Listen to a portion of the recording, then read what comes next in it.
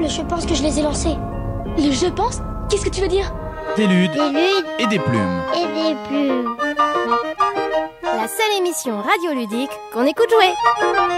Et toi, à quoi tu joues? Et toi, à quoi tu joues? Bonsoir, bienvenue dans l'émission des ludes et des plumes. On est ensemble pour 2 heures de direct. Alors on a commencé un petit peu plus tard que prévu parce que, comme on vous l'a dit à la dernière émission, ce soir on a changé de technicien et c'était le temps que Louis prenne tous ses repères. Mais normalement voilà, c'est chose faite et on est cette fois-ci parti sans couac, du moins on l'espère, parce que ce soir c'est encore un soir où il y a plein de choses contentes. On va retenter des coups de fil, on va retenter des choses comme ça et on va aussi tenter de vous parler de jeux pendant ces 2 heures. Alors pour faire ça, à mes côtés, il y a bien sûr Yann. Ça va Yann? Ça va très bien. En forme? Ouais, super bien. Et toi? Ça va, ma Ouais. foi, ouais. Donc faut le rassurer quand même, hein, notre petit technicien, il est tout nouveau dans le métier, donc faut être indulgent avec lui et Ouais, t'es trop gentil. Non, moi je dis, il faut qu'il bosse et c'est tout, il y avait qu'à faire ses devoirs. D'ailleurs, je parle de devoirs pas pour rien, parce que pour nous accompagner ce soir, c'est pas un, mais c'est carrément 3 invités qui sont avec nous autour de la table. Et pas n'importe quel invité, il va falloir faire attention à pas faire trop de fautes de syntaxe et pas trop de fautes d'écriture, parce que on a invité des profs. Ah ouais, ça peut paraître bizarre, mais vous allez comprendre pourquoi. Alors autour de la table, on a Privel, que vous avez déjà entendu un spécialiste de notre qui est table déjà et des venu jeux de dans société. l'émission. Ça va Privel? Ça va très bien. Donc rappelle-nous pour les auditeurs, histoire de fâcher tout le monde tout de suite, tu es prof de... Prof d'histoire. Ah, prof d'histoire. Géographie, éducation, morale, civique. Oh. Voilà, moi ça m'a fâché. À côté de toi, on a Alexis. Ça va Alexis? Ça va très bien. Ouais. Toi, tu es prof? De PS. De PS. Ah, ça c'est cool. Voilà. Lui, il gagne des points, évidemment. Et ouais, évidemment. Ouais, c'est mes préférés, moi, les profs de PS, de toute façon aussi. Toujours. Et vous avez pu entendre la voix de Mathilde. Ça va Mathilde? Ça va très bien. Ouais. Et toi, tu es prof? Je suis prof de français. De français. Voilà, je vous l'avais dit qu'il fallait faire gaffe à tout ce qu'on allait dire et tout ce qu'on allait écrire. Je vois qu'elle regarde mes fiches. Non, c'est mal écrit. Moi, je suis docteur dans la vie, c'est pour ça. Donc... d'habitude, on commence toujours l'émission par faire un jeu en direct. Alors ce soir, j'avais prévu un jeu que je n'ai pas, puisque il est dans une voiture qu'on m'a empruntée et on est parti avec le jeu. J'ai donc un jeu de substitution, mais un jeu qui s'y prête tout à fait, que je comptais faire un autre soir, mais ce soir c'est parfait. On va jouer à Dawak. Dawak, c'est un jeu qui a été réalisé par notre ami Alexandre Droit, qu'on a déjà interviewé dans l'émission. On a déjà joué à certains de ces jeux ici, notamment on avait fait Footrack. Il est auteur de plein de jeux comme ça en fait, hein, C'est plein de ça. jeux rigolos en famille. Pollen récemment, ouais, exactement. Des jeux d'ambiance, Gloobs, des jeux qui sont sacrément fun, sacrément rigolos. Et on va vous montrer à quel point c'est fun en faisant une partie ce soir. Le jeu Dawak est distribué par Ravensburger. Non mais alors tu l'as ou tu l'as pas? Dawak, je l'ai, mais c'était pas celui-là que j'avais prévu. Ah, c'est mais ça, d'accord. Dawak est toujours dans ma voiture parce que c'est vraiment un jeu qui sort très facilement. Très bien. C'est un jeu dans lequel il y a des cartes, beaucoup de cartes. Et sur ces cartes, il y a des numéros qui vont de 1 à 4 et une partie Dawak. Le principe est très simple, on lance le dé va nous montrer un numéro ou une phase Dawak. On lit ce qu'il y a sur la carte et la personne qui répond en premier emporte la carte, emporte le point. Faut taper sur quelqu'un, non? Ou sur Non, il ne quelque faut pas chose taper sur quelqu'un. Non, Il y a pas cette fois-ci. il y a des petites figurines au nombre de 9 que j'ai pas mis là sur la table parce qu'avec les micros et tout, c'est pas facile. C'est-à-dire qu'il y a une main qui est grande, moyenne, petite. Il y a un bonhomme cyclope qui est grand, moyen, petit à chaque fois. Et un petit... Tu les as là de petits personnages avec des antennes, 2 petites oreilles, qui est aussi Attends, bouge grand, pas. moyen, petit. Et les 3 sont de 3 couleurs différentes. Parce que certains gages, on va dire, ou certaines questions sont attraper le personnage le plus grand avec 2 oreilles ou attraper le plus de personnages rouges. Donc voilà, en plus des questions, on peut avoir des... Hop, merci Yann. Qu'en dis-tu? On va essayer. Toc, poum, paf, tac, on fait gaffe à tout. Voilà. Et là, on a nos petites figurines. Donc, je vous l'avais dit, un principe très très simple. Je vais commencer, je lance le dé. Pouf, directement je tombe sur une phase Dawak. Alors c'est normal, hein, il y a 2 phases Dawak pour 4 autres phases, donc on a plus de probabilité de tomber sur la phase Dawak. Je pense pas me tromper, on n'a pas de prof de maths autour de la table, mais je pense qu'en probabilité, je suis pas mauvais ce soir. Donc je prends ma petite carte, je lis Dawak, et attention, le joueur qui attrape le Alors, le cyclo, c'est le personnage avec un seul œil qui attrape le cyclo rouge, remporte cette carte. Ouais, mais je suis avantagé en fait. Ah, bon, on va les mettre de l'autre côté. La forme ovale de la table. Tu es en train de dire qu'il triche, mais puis, Yann il est a pas un coupé ses tricheur. ongles, alors du coup, il y a Donc, double- Alors, Yann- du coup là j'ai gagné un point. Voilà, je garde la carte. tu as remporté, tu as attrapé le cyclo rouge, tu gagnes la carte. Tu prends donc le paquet de cartes, le dé, et c'est reparti. Numéro 2. C'est de la rapidité, hein. Vous attendez pas à votre tour, attendez pas qu'on vous interroge. Combien de mois contiennent la lettre I?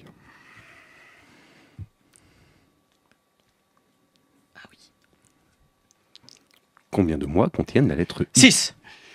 Donc on a dit de Bravo. la rapidité. Bravo c'est ça. Alexis. C'est ça. C'est 6, tout à fait. Tu peux les dire? Oh bah, je pense que janvier, février, avril, mai, juin, juillet. Eh ben c'est parfait. Voilà. Bon, je suis un petit peu avantagé, hein, je vous l'ai dit. Moi, le jeu sort souvent parce qu'il est facile d'accès. Donc, 2 encore. Alors, chanter un passage d'une chanson de Madonna. Like a virgin, touch for the very first time. Like... Ah, c'est juste un passage ou la chanson complète? Non, c'est bon, ça va suffire, je pense. c'est très Non, bien. bah, sinon, Ouais. je continue. Non, Ok, ok, j'ai lancez les oreilles qui dés, lancez saignent. les dés. Enchaînez, pas de souci. Citez un mot comportant 4 lettres au singulier. Attends, déjà faut que je comprenne la Maïs, phrase. par exemple. 4 lettres, singulier. Bah oui, maïs. Auto. Une Auto. Mais auto, Ah c'est non, pas un mot. singulier. hein. Ah oui, non, c'est pas féminin. Oui, non, on s'en fout. Non, on s'en fout. Pardon. Non, c'est- Une auto tant qu'elle est toute seule. Singulier, Non, d'accord. c'est pas ça. Mais J'ai pas compris la question. Auto, non, parce que Moi, c'est je un comprends. diminutif. Citez un mot comportant 4 Moto. lettres au singulier. Exemple, bois. Moto. Oui, non, mais c'est ça. Il a... Non, moto, c'est aussi Ah, non. un diminutif. Oh, et ça va, toi, Louis? Reste derrière ton micro. Viens pas me couper l'herbe sous le pied. Mais maïs, c'était pas bon? Je pense que ici. Bah si, Maïs, c'est bon. Ah ouais. Donc t'as marqué le point. Ouais, mais j'arrête de prendre des points.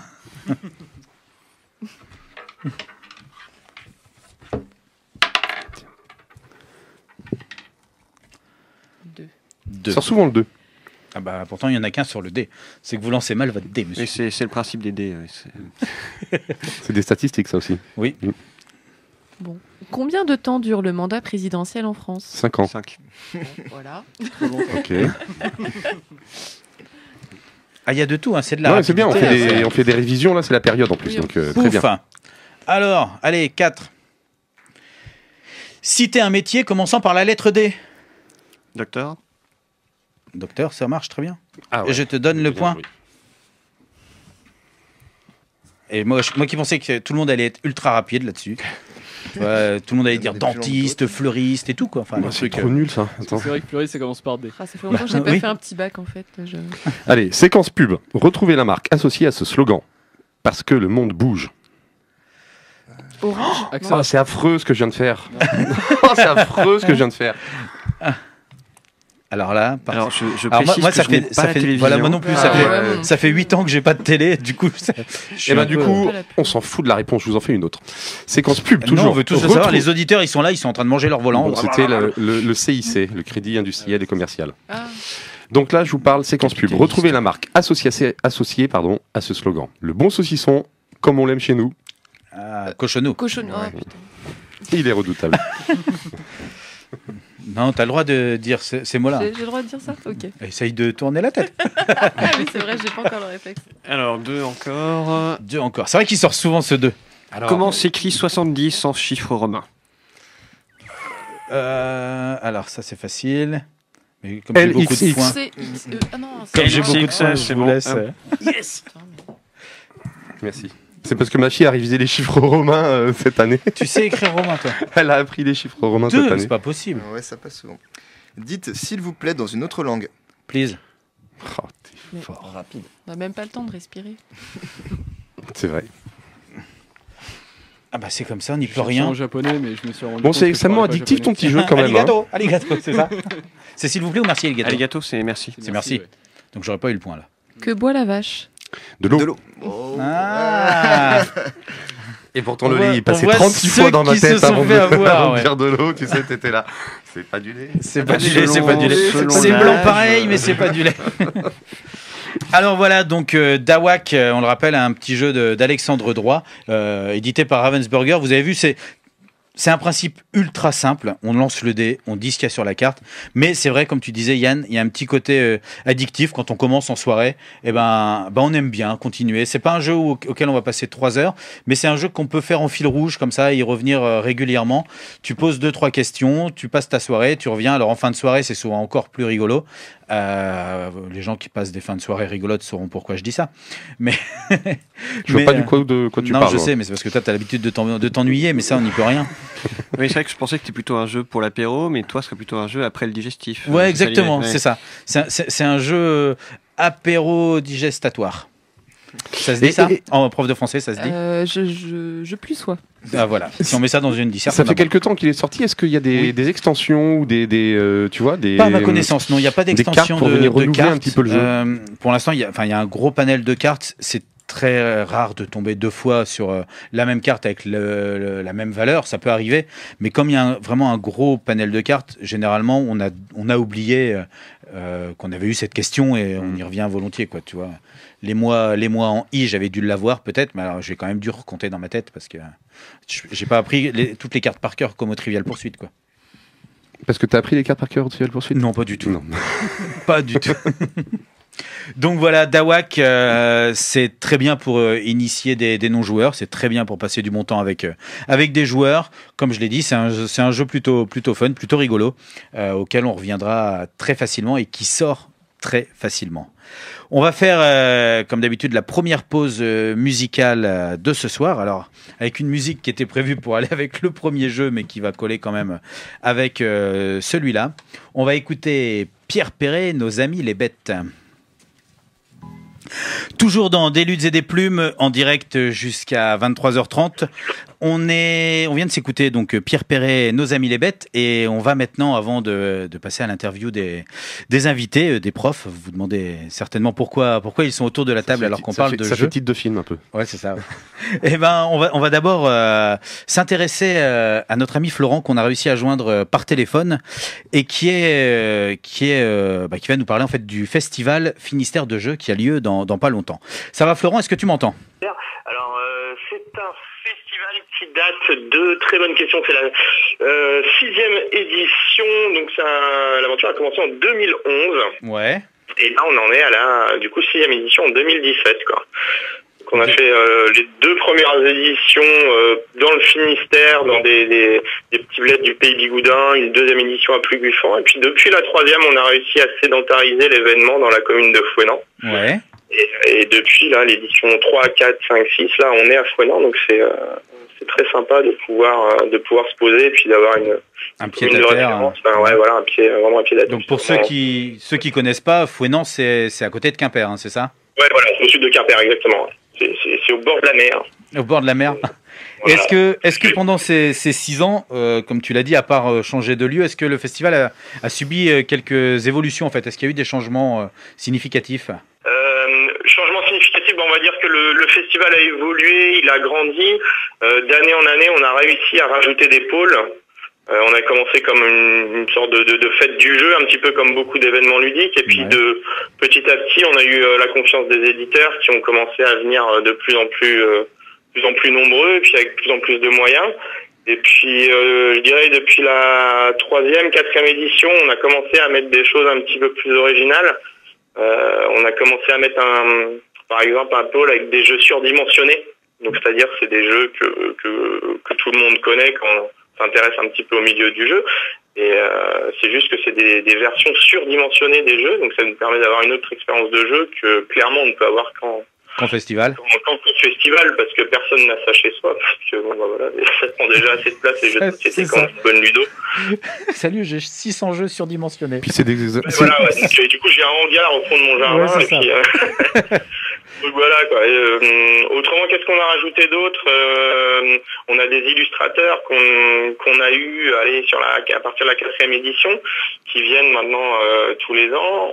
On a une escape room depuis l'année dernière, donc c'est-à-dire qu'on a toute une salle dédiée à une escape room. À l'expérience escape, ouais.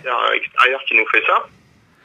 Et tu dis que ça fait quelques années que vous avez des illustrateurs qui viennent.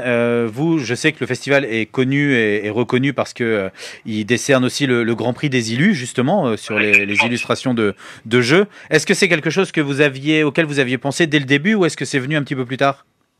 Alors en fait, le Grand Prix des Illus existe depuis la toute première édition. D'accord. Ce prix qui est décerné donc par l'association, mais par un vote de l'ensemble des festivaliers qui passent pendant l'événement, ça existe depuis la première édition. C'était le petit truc qui faisait que le festival se démarquait, ou en tout cas nous on souhaitait se démarquer peut-être des autres festivals par ce prix-là. Ouais. Après, on va pas se mentir, le fait de mettre les illustrateurs à l'honneur un peu. Quand nous on a commencé l'aventure, c'est déjà ce que faisait le festival de Ploescat, Ludibraise. Ils faisaient déjà ça, et c'est vrai qu'on avait trouvé ça très sympa, donc on avait repris l'idée, et nous on avait en plus rajouté ce prix-là. Et puis après, sur les quelques éditions là depuis 2011, sur certaines éditions, on a réussi à avoir des illustrateurs, des illustratrices qui venaient sur le festival, quoi. Qui viennent, ouais, et puis du beau monde, parce que nous, je sais que sur le salon, on a eu la chance de rencontrer Olivier Fanière, Pascal Kido, ouais, enfin. Voilà. Voilà. Ouais, Pascal Kido également, Maïva da Silva était passé. Ouais. Cette année, on a Arnaud Demecq qui vient, donc c'est des. Ouais, à chaque fois, c'est du beau nom, quoi, pour les gens du jeu. Bien, ouais, non, c'est très sympa, quoi. En taux de fréquentation, ça se passe comment? Alors, en taux de fréquentation, pareil, ça augmente depuis la première édition. J'ai plus les chiffres en tête de la dernière, mais on a dû passer les 2500 l'année dernière, et c'était quand même. C'est quand même, voilà, c'est très louable. Nous c'est ce qu'on veut, d'autant plus que notre salle, elle n'est pas immensément grande, donc on arrive petit à petit, de toute façon, au plafond de la salle et puis à la capacité maximale. Ça reste une entrée gratuite. Ça reste une entrée gratuite, ça aussi. Ça, c'est important de le souligner. Parce que de l'asso qui est derrière ce festival, on veut un festival gratuit. On peut un festival gratuit pour tout le monde, pour qu'un maximum de personnes puissent accéder à ce festival-là. On veut pas, même si c'est 1,50 €, fermer la porte à certaines personnes qui pourraient pas venir, quoi. Ouais, donc ça permet justement à des familles de pouvoir bouger, de venir découvrir. Ça rend le cadre très, très familial et vachement festif. Ouais. Enfin, dès que tu mets pas la main au porte-monnaie. C'est un festival qui se veut familial. C'est du 0 à 107 ans. Et on a un coin vraiment pour les tout petits, pour les 0-3 ans, un coin motricité vraiment pour les tout petits. Ouais, donc vous essayez quand même de penser à tout le monde et de pouvoir combler toutes les demandes. Exactement. Est-ce qu'il y a moyen de manger sur place? Ouais, on a un pôle restauration. On a un pôle restauration avec les crêpes classiques, évidemment, pour les festivaliers, avec un bar, etc. Donc on peut manger sur place. Un des autres trucs qu'on a fait depuis le début, c'est, pas depuis le début d'ailleurs, ça fait 2 ans qu'on fait ça. On a commencé à rajouter un petit peu de décoration au sein du festival. Je sais pas si vous vous rappelez, l'année dernière quand vous étiez passé, on avait tout un pôle vintage qui était décoré. On avait justement pour les jeux surdimensionnés toute une grosse machine qui symbolisait le fait qu'elle agrandissait les jeux. Ouais, exact. Justement, cette année, on a mis en valeur le pôle restauration parce que c'était un peu le coin le moins décoré, le moins joyeux et coloré du festival. D'accord. C'est sûr que ça reste un bar sur lequel on fait des crêpes, c'est moins joli. Donc cette année, pour celles et ceux qui auront la chance de venir, ils verront le nouveau bar aux couleurs du festival, avec plein de références à la petite mascotte du festival. Ça devrait bien habiller ce pôle-là, quoi. Donc voilà, ça va être un petit peu la nouveauté visuelle de cette édition 2017. D'accord, hâte d'y être parce que c'est ce week-end là, les dates approchent très vite. Exactement, c'est samedi-dimanche pour le public là. Ouais. C'est du 14h minuit samedi. Ouais. 14h minuit samedi, et puis dimanche c'est du 10h-18h. Non-stop, avec des animations aussi prévues, des tournois qui sont prévus à heure fixe. Enfin, vous verrez, les festivaliers qui viendront auront leur petit programme à l'entrée, et puis au milieu de tout ça, des différents espaces avec des jeux famille, des jeux enfants pour les tout petits, des tables éditeurs, tout ça en fil rouge. De manière à ce que tout le monde puisse s'y retrouver.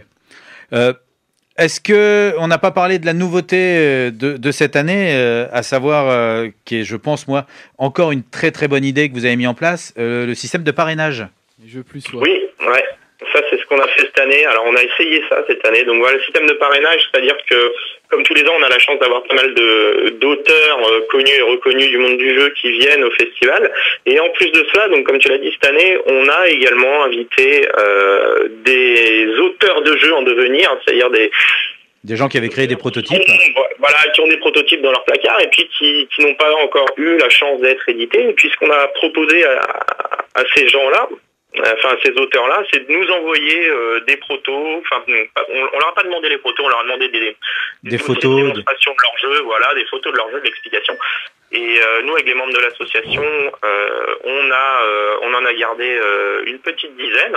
Et ces auteurs-là, on les a associés avec un auteur du jeu connu et reconnu qui seront présents au festival pour qu'il y ait donc ce système de parrainage, et ils partageront chacun une table sur l'ensemble du festival. Donc l'idée c'est de pouvoir recevoir des conseils. Ouais, voilà, là on est clairement dans l'échange, dans l'écoute. Voilà, exactement. Et donc il y aura également des échanges, bien sûr, des tests avec les festivaliers, mais je pense qu'il y aura des moments un petit peu plus intimistes entre ces auteurs-là pour découvrir le monde du jeu, pour peut-être améliorer éventuellement leur prototype, que sais-je, pour les renseigner sur les contacts avec les maisons d'édition, comment travailler avec des éditeurs, etc. Bah c'est clair. En tout cas, moi je trouve que l'idée est carrément très très bonne et super louable. Je vous tire mon chapeau pour avoir fait ça, et j'espère que ça va marcher, parce que c'est tout ce qu'on souhaite à ça. Ouais, non, ça serait vraiment bien. On a hâte d'avoir le retour aussi bien des auteurs confirmés que de ceux que des auteurs en devenir. Voilà, exactement. Eh ben, écoute, merci beaucoup à toi, Florent, d'avoir répondu aux questions. Donc, on rappelle, ce week-end, samedi et dimanche. Donc, rappelle les dates, parce que je les ai plus en tête. Alors, c'est ce week-end, c'est 16 et 17, samedi, dimanche. Le 16 et 17, ouais, voilà. Voilà, exactement. Le samedi, de 14h à minuit, et le dimanche de 10h à 18h. Voilà, donc forcément beaucoup d'heures disponibles pour venir tester des jeux, en essayer, pour faire des sorties en famille. Jetez-vous dessus, parce que c'est vraiment un festival qui vaut le détour, pas très très loin de chez nous, donc ça vaut le coup. Merci beaucoup, Florent, et puis nous, comme de toute façon on va se voir là-bas et on vient vous voir, je te dis à vendredi. Allez, ça roule, merci beaucoup. Merci, bonne soirée. Bonne soirée. Ciao. Ciao. Donc voilà, comme on l'a dit, surtout n'hésitez pas, si vous êtes disponible, si vous êtes, si vous ne savez pas quoi faire le week-end prochain, allez à Fouesnant au festival Finistère de Jeux. Je vous jure que vous en ressortirez conquis. Nous, en tout cas, c'est l'effet que ça nous a fait. Merci à Florent d'avoir été disponible pour répondre à nos questions. Mais maintenant, on va se tourner vers d'autres personnes disponibles aussi pour répondre à nos questions, à savoir justement Privel, Mathilde et Alexis, qui sont autour de la table. Je vous rappelle, qui sont profs. Alors pourquoi des profs sont-ils venus dans l'émission des Luttes et des Plumes ? Tout simplement parce que... parce qu'on est en vacances quand même. Ouais, en plus, ouais. C'est ça. Non, il faut pas déconner, mais là, on se fait un peu du mal. Non, mais c'est parce que vous avez mis en place une action ludique au sein de l'école, en fait, au sein d'une classe.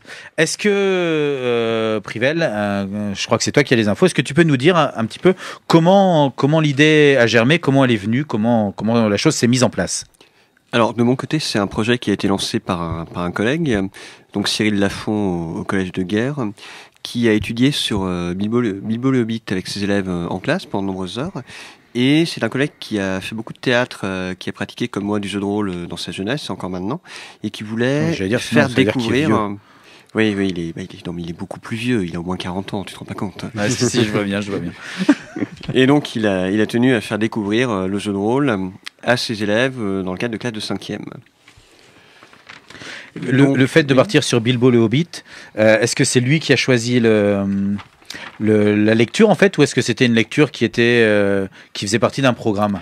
Alors, la lecture fait partie d'un programme, mais c'est un des livres qui est au choix. C'est-à-dire que le ministère fournit toute une liste d'ouvrages, et Bilbo est conseillé aussi bien en 6e qu'en 5e, dans tout le cadre du roman d'aventure, du roman initiatique. D'accord, ce qui est plutôt une bonne chose.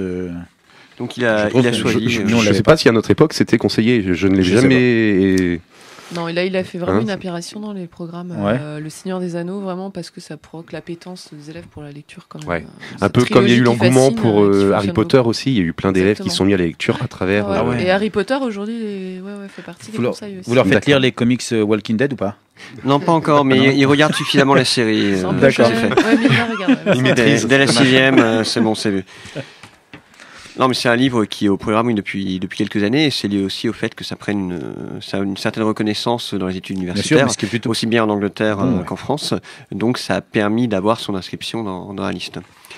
Et donc il a passé pas mal d'heures à étudier l'ouvrage.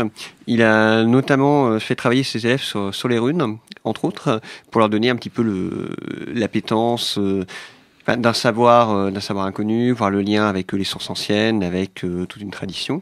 Et à partir de là, il a élaboré ce projet d'une séance de jeu de rôle. Donc, vu qu'il avait de l'avance sur le programme, il a passé une petite heure et demie à expliquer le concept du jeu de rôle à ses élèves et à distribuer les rôles, qui se sont mis par petites équipes de 2 à 5.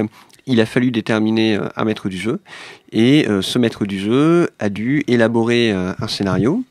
À partir de là, on leur a proposé toute une série de personnages, sachant que la psychologie, les mentalités des différents individus, les différentes races qui existaient dans l'univers ont été étudiées en classe. Donc il fallait qu'ils aient quand même quelque chose d'assez Ouais, réaliste. un petit peu pointu. Voilà. Tu rappelles, s'il te plaît, la classe, t'as dit, c'est une classe de 5e? Alors c'était 2 classes de 5e, et le but après, c'était de les faire travailler donc en collaboration, avoir une immersion dans l'univers du livre.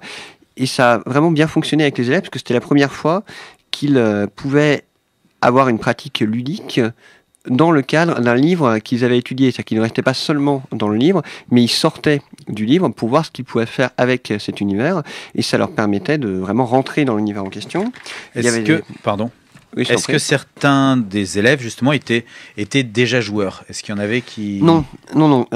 Certains le sont devenus. C'est-à-dire qu'on en a beaucoup qui ont continué ça chez eux, ou qui ont continué dans la cour de récréation. Et ça a provoqué un intérêt pour l'univers. C'est-à-dire que beaucoup ont voulu lire Le Seigneur des Anneaux, ont lu Continuer d'autres ouais, livres d'accord. après pour continuer là-dedans. Comme Le on but sait que c'était l'univers a été adapté en jeux vidéo, des choses comme ça. On pourrait dire que certains s'étaient déjà peut-être accaparé l'univers Alors, par ce biais-là. Certains avaient une connaissance assez lointaine de la fantasy, mais ça restait plutôt Très faible. classique. Plutôt cinématographique, C'est ça. d'ailleurs. Pour quelques-uns, oui. Après, on a mis ça en lien avec le théâtre. Donc tout le travail sur l'improvisation, qui a été important, l'importance de l'écoute, le travail sur les dialogues qui a été mené avec eux. Et ce qui s'est passé, c'est qu'ils ont eu 2 heures de temps de jeu. Alors, c'était encadré par 4 enseignantes qu'on s'est déplacées pour pouvoir épauler le collègue. Ils avaient un petit scénario de départ qui leur avait été fourni si les maîtres du jeu voulaient s'en servir. Et là, les élèves ont été enthousiastes, c'est-à-dire qu'ils ont élaboré des cartes, ils ont élaboré des scénarios, ils se sont impliqués pendant des semaines chez eux pour préparer cela. Ils ont compris tout de suite, les élèves, où vous vouliez les amener, en fait, étant donné que le jeu de rôle, c'est quelque chose d'un petit peu spécifique. Est-ce que eux, ils avaient conscience un petit peu de la direction dans laquelle ils s'embarquaient? Alors, ils ont eu conscience qu'ils faisaient quelque chose qui n'était pas banal. C'est-à-dire qu'ils savaient que ce n'est pas quelque chose de classique dans le milieu scolaire. Maintenant, ils avaient apprécié le livre. Donc, à partir de là, c'était assez simple de pouvoir les mener sur un projet de ce genre. Et ils ont été très attentifs lorsqu'on leur a expliqué les règles, lorsqu'on leur a présenté le fonctionnement, ce qui fait qu'ils ont été tous partants. Alors, il y a eu des approches qui étaient différentes, c'est-à-dire que les filles ont été dans une approche très scénarisée, beaucoup de dialogues, beaucoup de discussions, on pourrait dire plus de finesse. Au niveau des garçons, c'était différent selon les équipes. Certains ont un petit peu démarré en disant qu'ils avaient tapé du troll et tapé du troll. Mais voilà. Moi, je démarre toujours comme ça, d'ailleurs. C'est ça. Certains n'évoluent pas après la 5e. Hein. J'ai un bon spécimen à ma droite. 100% testostérone. Après, le but c'était aussi de leur fournir En fait, on tombe sur des trolls qui étaient impossibles. C'est ça. Le but c'était de leur fournir des règles qui étaient accessibles, qui étaient assez simples. Donc on est parti sur un système où tu as simplement besoin de dés de 6 et de dés de 10. On leur a fourni le matériel, on leur a fourni des fiches de personnages, des compétences assez limitées pour qu'ils soient capables de maîtriser ça en quelques minutes. Et là, Ouais. c'est très bien passé. Et après, le but, c'était d'avoir une ambiance très proche des ouvrages. Donc, à la fois, on voulait que ce soit les personnages qui aient peu de chances de mourir, mais en même temps qu'il y ait une tension, qu'il y ait un risque à chaque lancer de dés, c'est-à-dire qu'ils savaient qu'ils Oui, que avaient c'était peu pas de chance de se faire forcément toucher, enfin, mais s'ils se faisaient survie, toucher, ils avaient ouais. ils avaient des gros problèmes. Donc, on a bien senti cette tension, on a bien senti qu'ils vivaient vraiment cela, et leur seul reproche, ils ont trouvé que c'était trop court. C'est-à-dire qu'au bout de 2 heures, eux, ils étaient partis pour continuer. Ils nous ont remerciés ensuite, ils nous en ont reparlé. Et c'est vrai que c'était intéressant, ça a développé leur imaginaire, ça a développé le travail collaboratif. Bon, ça a eu aussi des petites conséquences, c'est-à-dire que maintenant, il arrive qu'ils s'envoient des mots au sein des cours écrits en runes. C'est plus difficile à déchiffrer pour les collègues. Mais ça les a bien Google Trad accrochés. fait pas encore ça. Non. Ça les a bien accrochés. Le simple fait que ça leur donne le goût de la lecture, ça leur donne envie de continuer plus avant, ça leur donne le goût du théâtre. Ça déjà, c'est une c'était victoire. réussite. Le fait Oui, c'était une victoire complète. Enfin, le fait qu'à partir d'une lecture imposée entre guillemets par le milieu scolaire, ça ait donné envie de continuer à découvrir l'univers ou à continuer à lire simplement. Moi, du peu que j'en ai vu quand j'étais surveillant, je sais que ça déjà c'est une victoire pour. Oui, on nous avait posé la question de l'utilité. Bon, il y a une utilité théâtrale, mais il y a aussi une autre utilité, c'est que ça permet d'accrocher une classe. C'est-à-dire qu'ensuite, une fois que vous avez fait des séquences de ce genre, lorsque vous devez arriver sur de la grammaire, sur une dictée, sur quelque chose qui peut sembler plus rébarbatif, ça, à partir du moment où on a accroché la classe avant, ils ont tendance aussi à être plus indulgents, à se mettre au travail. Et c'est une manière aussi pour eux de remercier les enseignants qui ont fait ça. C'est-à-dire que ça crée du lien avec les élèves. Et les élèves voient aussi leurs enseignants d'une manière différente, parce que lorsque certains maîtres du jeu qui étaient plus faibles avaient plus de difficultés, il nous arrivait de passer dans les roues, de les épauler, de prendre leur place pendant quelques temps, et ça crée un rapport avec les élèves qui est très positif et qui leur permet de une sorte de complicité qui peut s'installer peut-être à travers des petites aventures. Oui, bien sûr. Alors ils font la différence, c'est-à-dire qu'entre un adulte et un élève, bien sûr, ils gardent cette barrière-là.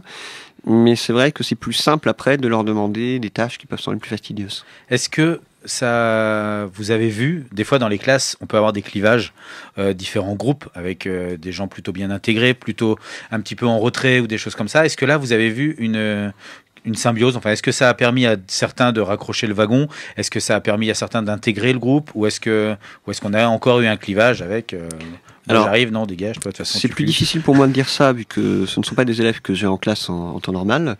J'étais venu en complément, en quelque sorte. En renfort. Maintenant, il y a des élèves fragiles qui ont énormément participé à toutes les séquences sur le Hobbit, qui se sont intéressés à ça, et qui ont expliqué que, monsieur, si c'était tout le temps comme ça, on travaillerait en permanence. Donc il y a des élèves que ça a motivé, qu'on ne voyait pas forcément motiver d'habitude, qui sont venus avec des cartes, qui sont venus avec des scénarios, et qui sont vraiment appropriés l'ouvrage. Est-ce que, toi, Mathilde, est-ce que ce sont des élèves que tu as? Que j'ai pu avoir. Que tu as pu avoir? Ouais. Donc oui, tu les as pas là? Non, je les ai pas là parce que je les ai eus peut-être certains en 6e et qui sont maintenant avec Monsieur Lafont en 5e. D'accord, c'était pour savoir si éventuellement tu avais pu voir, parce que si on a déclenché une envie de lecture, peut-être qu'après ça se ressent aussi dans l'écriture et dans les choses comme ça, tu sais, un petit peu plus de vocabulaire ou d'attention. Non, c'est pas des élèves que j'ai du coup. Non, tu as été en renfort aussi? Moi je voulais demander à Mathilde non, parce que je quel suis plus était dans son le même projet. établissement en fait. Ah oui, donc moi Voilà. c'est un peu pareil, c'est parti du même principe, c'est que la gageure de la professeure de français, c'est d'imposer la lecture de livres qui passionnent pas forcément les élèves, donc le but est quand même... Ça démarre souvent d'un livre en fait, pour l'instant. C'est vrai parce que... prof de PS après, mais... Ouais, après, voilà, c'est notre support de travail de base, nous, en tant que professeur de français. Après... Catalogue Décathlon. Exactement. Ça pourrait être l'idée. Moi, j'étais plutôt partie, en fait, des 12 travaux d'Hercule, d'un livre plutôt littérature jeunesse de Christian Grenier. Et de base, c'est pas un livre qui pose problème. En général, ça attire vraiment les élèves. Tout ce qui est mythologie grecque, romaine, ça les branche bien. C'est un univers dans lequel c'est un univers très contrasté, avec beaucoup de violence, beaucoup d'aventures. Enfin, c'est quelque chose. C'est les premières histoires de super-héros en fait. Ouais, Oui, voilà, complètement. comme il y a la mythologie, c'est ça. qu'on retrouve certains grands monstres et tout, on peut se projeter. C'est ça, du sang, des larmes, des pouvoirs, des monstres classiques. C'est ça. C'est Magic avant l'heure. Exactement. Bande de blasphémateurs. Voilà. Du coup, moi, en fait, du coup, suite à cette lecture-là, c'était l'idée de créer un jeu de plateau, un petit peu la façon alors très simple, basique jeu de loi avec des cases différentes et en fonction de là où on lance le dé, on tire telle ou telle carte. Et le but, c'était à eux de créer de A à Z le jeu, même si de base, je donnais des consignes sur d'éventuelles idées de cartes, différentes cartes. Voilà. Après, en fait, je leur laissais le champ libre à toute forme d'initiative, parce que c'est ce qui s'est passé. En fait, ils avaient d'autres idées que les miennes, qui peuvent être assez limitées. Donc, moi, de base, j'avais créé des cartes obstacles, des cartes aide, des cartes Pity de Delphes, parce que j'aime bien le personnage un petit peu fou et l'idée de destin, en fait, ça parcourt aussi la notion de héros. Parce que, excuse-moi, à la base, est-ce que t'es joueuse ou pas ? Oui, je suis joueuse. Oui, après, je suis une joueuse, comment dire, occasionnelle, voilà. Ouais, je suis pas une passionnée. Non, mais c'est pour savoir, parce que très souvent, quand on voit qu'il y a une application ludique, je dirais, ou une création ludique au sein d'un établissement scolaire, c'est pas du tout péjoratif, mais on arrive très souvent sur un principe de jeu de loi avec des questions qui restent assez scolaires. Oui, mais complètement. Ouais. Non. Donc c'était pour savoir si ça venait du fait d'ouverture culture ludique ou... Oui, c'est ça. Oui. Enfin, après, moi, tu vois, en gros, qu'est-ce que je fais par rapport aux jeux ? J'ai des copains qui sont fans, qui me font découvrir des nouveaux jeux. En général, à Noël, ce que je fais, c'est que j'offre un jeu à Noël à ma famille parce que je trouve que c'est important. Mais après, au-delà de ça, non, mais comme tu as dit, si tu es une joueuse occasionnelle, c'est sûr que c'est pour ça que, oui, je comprends la basicité du départ. Peut-être que, du coup, les élèves avaient d'autres idées aussi, parce que certains avaient... Et aussi, en même temps, ça leur permet de se retrouver dans des trucs très basiques pour certains qui vont pas forcément voir au-delà. Ça les rassure. Ouais, c'est ça, c'est rassurant. Ouais. Et quand vous êtes parti dans l'idée de partir sur la création d'un jeu et de l'utiliser donc comme un support pédagogique, il y avait des objectifs. Vous aviez déjà défini des objectifs pour faire ça, ou ça partait de quoi ? D'où est-ce que ça partait, cette idée de partir sur le jeu de société ? Mon idée de base, c'est que je voulais faire déjà un travail collectif, qui puisse, vraiment un travail de groupe.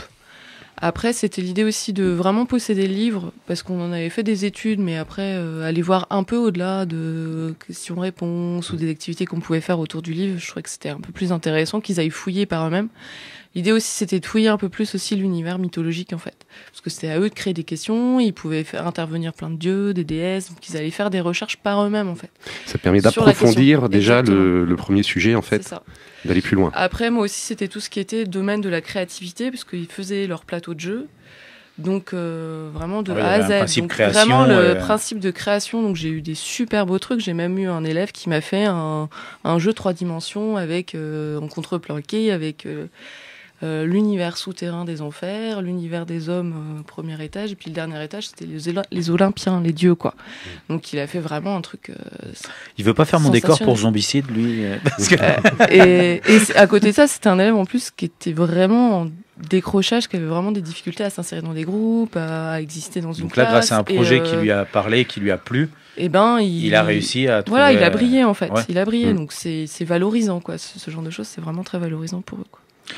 Alors, on va revenir vers vous comme ça, parce qu'on a l'habitude dans l'émission de faire des petits breaks et de revenir vers les invités plusieurs fois, parce qu'on a encore des questions justement sur comment tout cela s'est passé.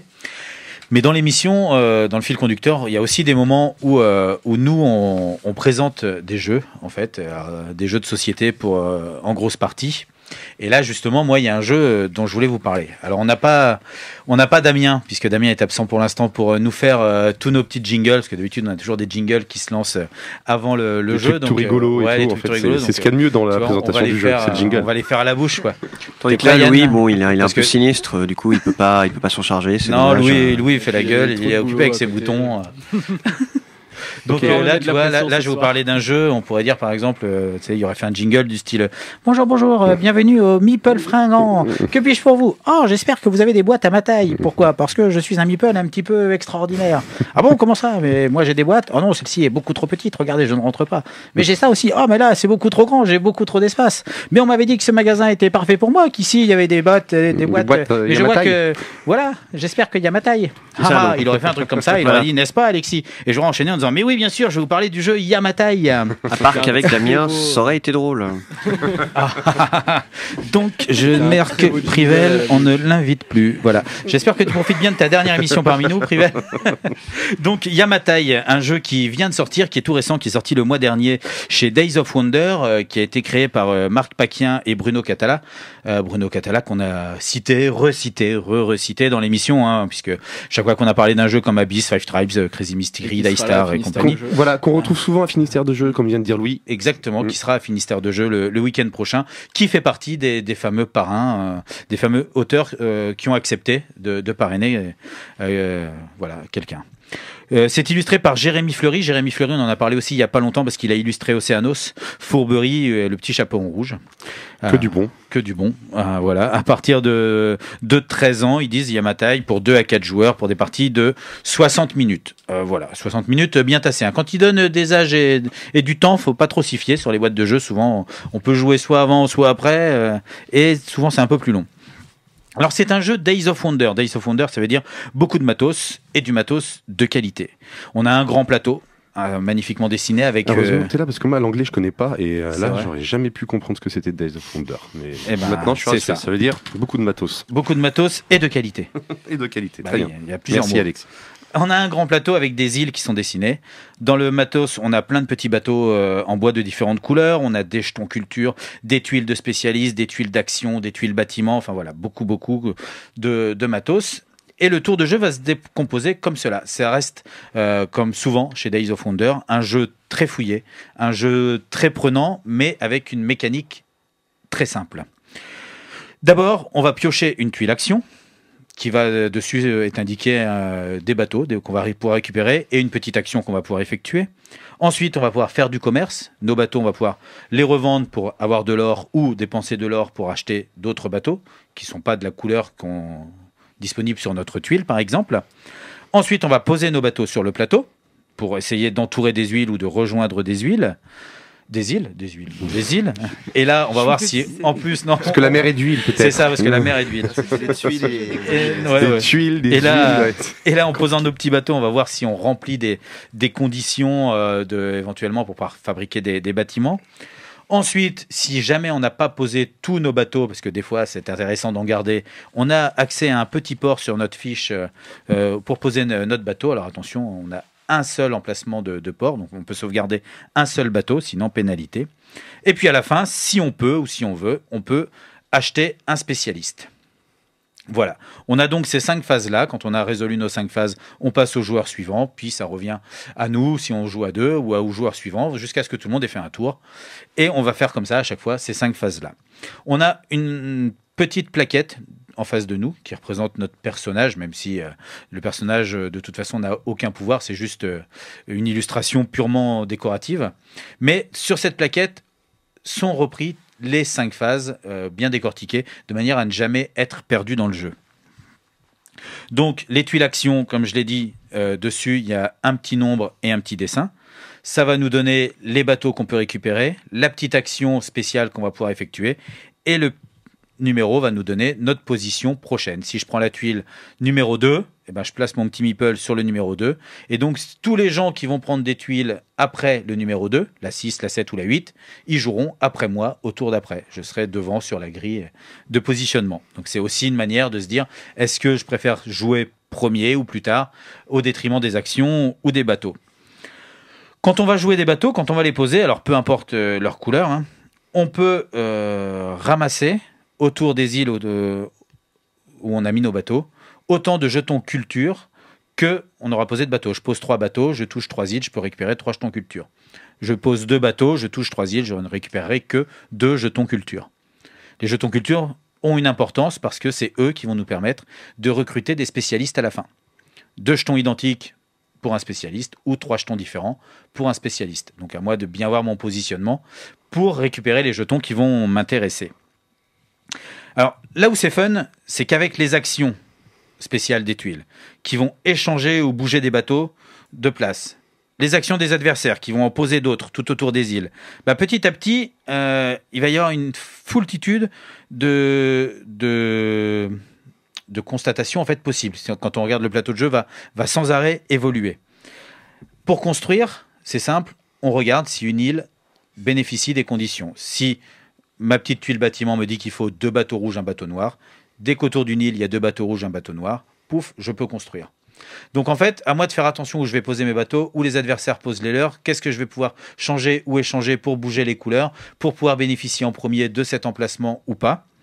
Seul impératif dans la pose des bateaux, le seul handicap en fait, c'est qu'on doit continuer la ligne par la même couleur qu'elle s'est terminée. Si le dernier bateau est un bateau marron, je dois redémarrer avec un bateau marron. Je ne peux pas me permettre de poser n'importe lequel. Et voilà, à partir de là, c'est un vrai régal. On a une vraie lecture de plateau qui est en total changement tout le temps. On a un vrai échange parce que c'est un jeu là combatif.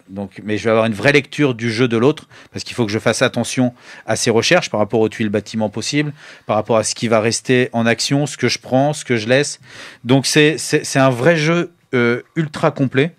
Moi, personnellement, encore une fois, pour moi, c'est un must-have.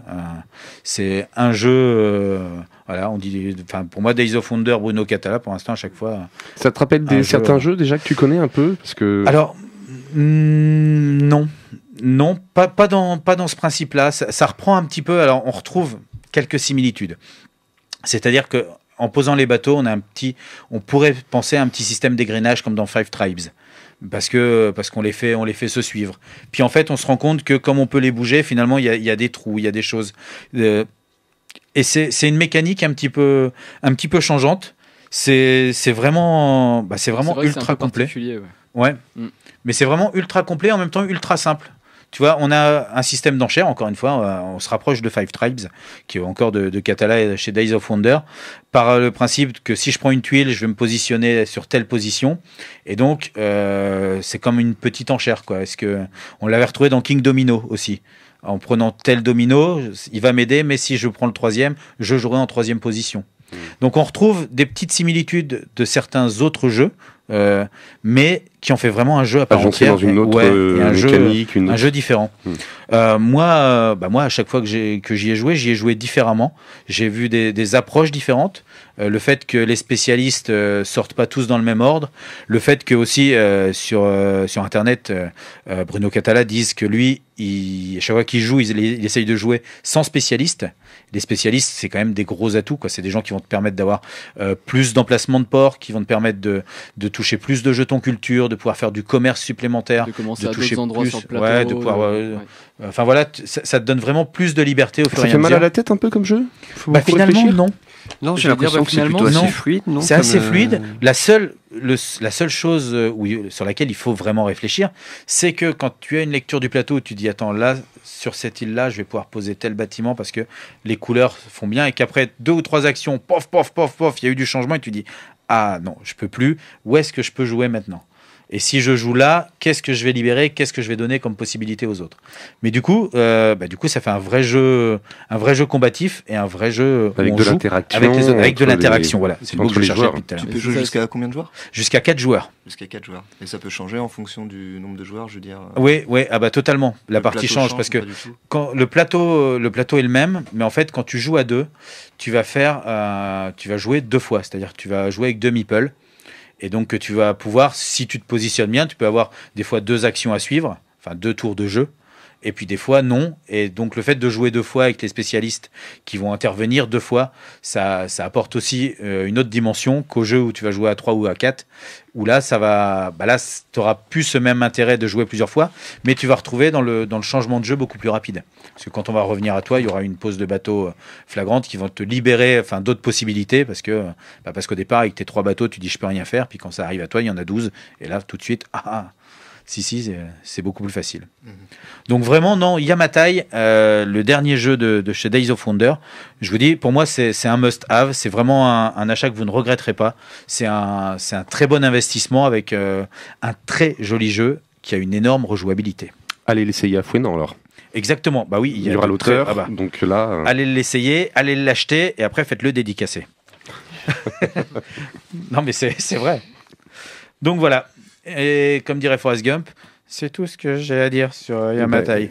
Merci Alexis, merci beaucoup. Merci à toi Yann. Alors toujours sans jingle, comme ça à l'arraché, sans filet. Sans hein. jingle, et puis je sais pas ton talent non plus hein, d'improvisation comme ça pour faire les petites voix off. Donc, Donc vraiment sans jingle. On va le zapper totalement. Mais tu vas nous parler toi aussi d'un jeu. Je vais vous parler d'un jeu. Je vais vous parler d'un jeu qui s'appelle Eternity.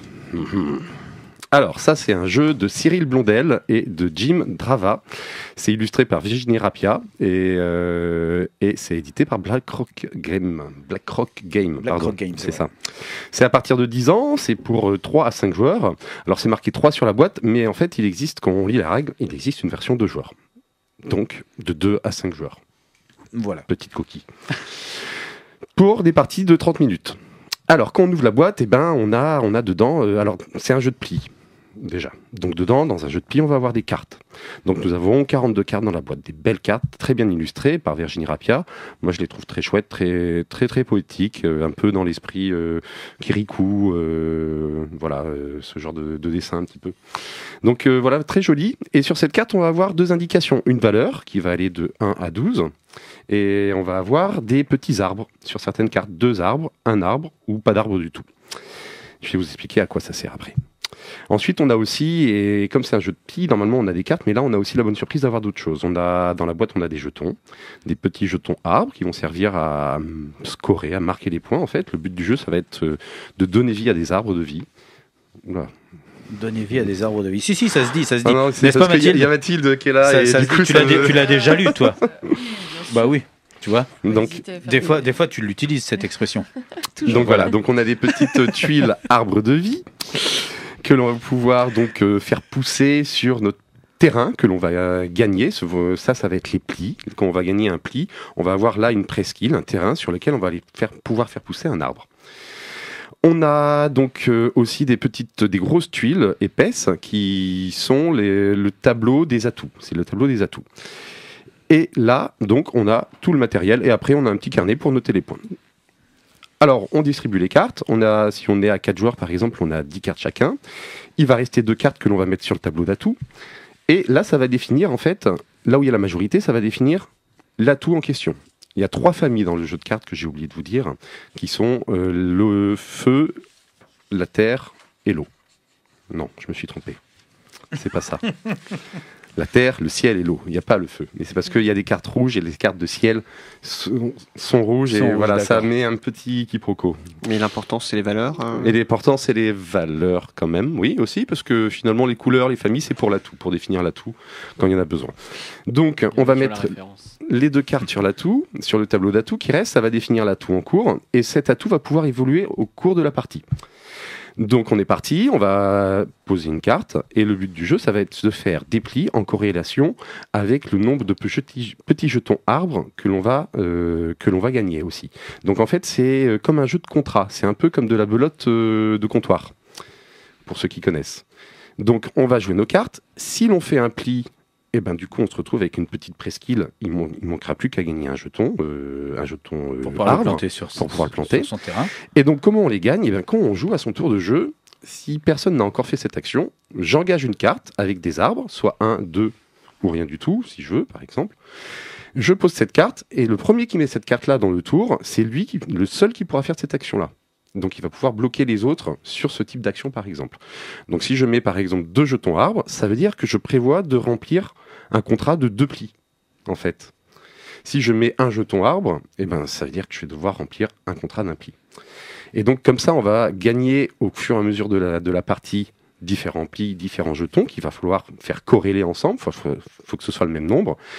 Et si on y arrive, si on a réussi à marquer, à faire pousser 4 arbres sur 4 presqu'îles, on marque un bonus.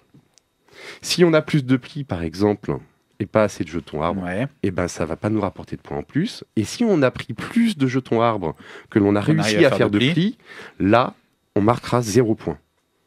C'est là qu'est le challenge. Il faut surtout pas prendre trop de jetons parce que sinon, à la limite, tu peux perdre. Tu vas pas gagner beaucoup de points, mais tu vas être limité. Si tu as plus de presqu'îles, si tu fais plus de plis, faut pas être trop gourmand. Jetons, mais si tu es trop gourmand, si t'as les yeux plus gros que le ventre, tu peux te retrouver à 0. La petite astuce, c'est que quand tu vas marquer un nombre de points qui correspond à tes presqu'îles réussi avec un arbre. Donc pour chacune des associations, on a un point. Et si on remplit son contrat, c'est-à-dire qu'on est pile poil sur le nombre d'objectifs, eh ben on a un bonus. Et sur la première manche, on a un bonus de plus 2. Sur la deuxième manche, on va avoir un bonus de plus 4. Et sur la troisième manche, on va avoir un bonus de plus 7. Et donc comme ça, on va scorer, il y a 3 manches, et on va scorer à chaque manche et faire le total. À la fin de la partie, c'est celui qui a le meilleur score qui gagne. Celui qui a planté le plus d'arbres qui gagne, finalement. D'accord, donc un jeu de pli, tu disais. C'est un jeu de pli qui va... À partir de 10 ans. À partir de 10 ans. Avec un message écologique.